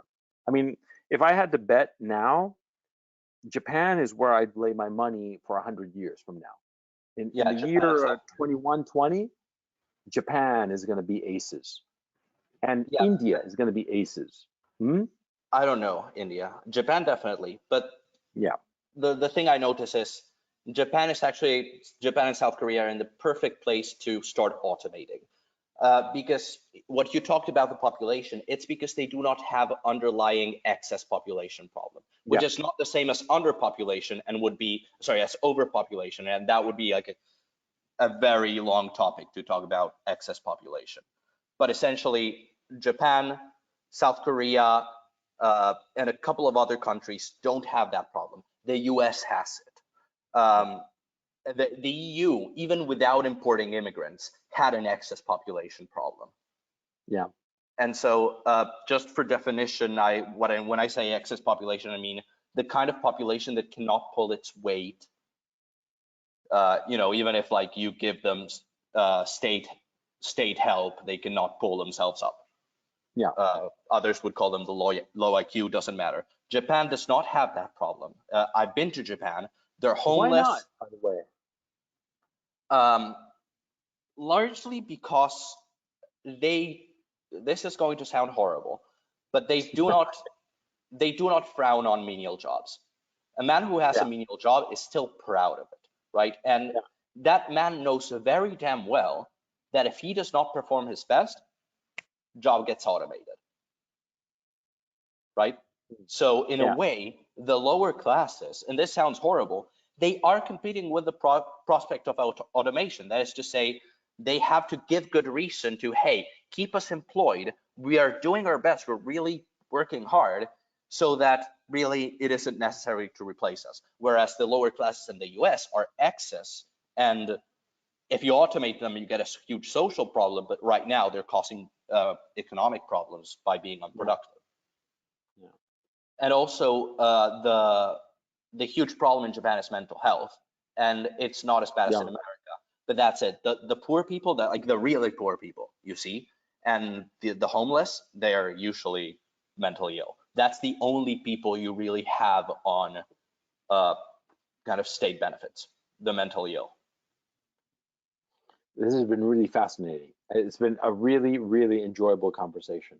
But it's 9 o'clock, and I want to thank you guys, RM, Bill, Alejandro. It's been a real pleasure. Guys, in the questions, I sort of like gave you short shrift. I'm sorry, because the conversation was really a lot of fun, even though it veered radically off topic. I hope that you all enjoyed it.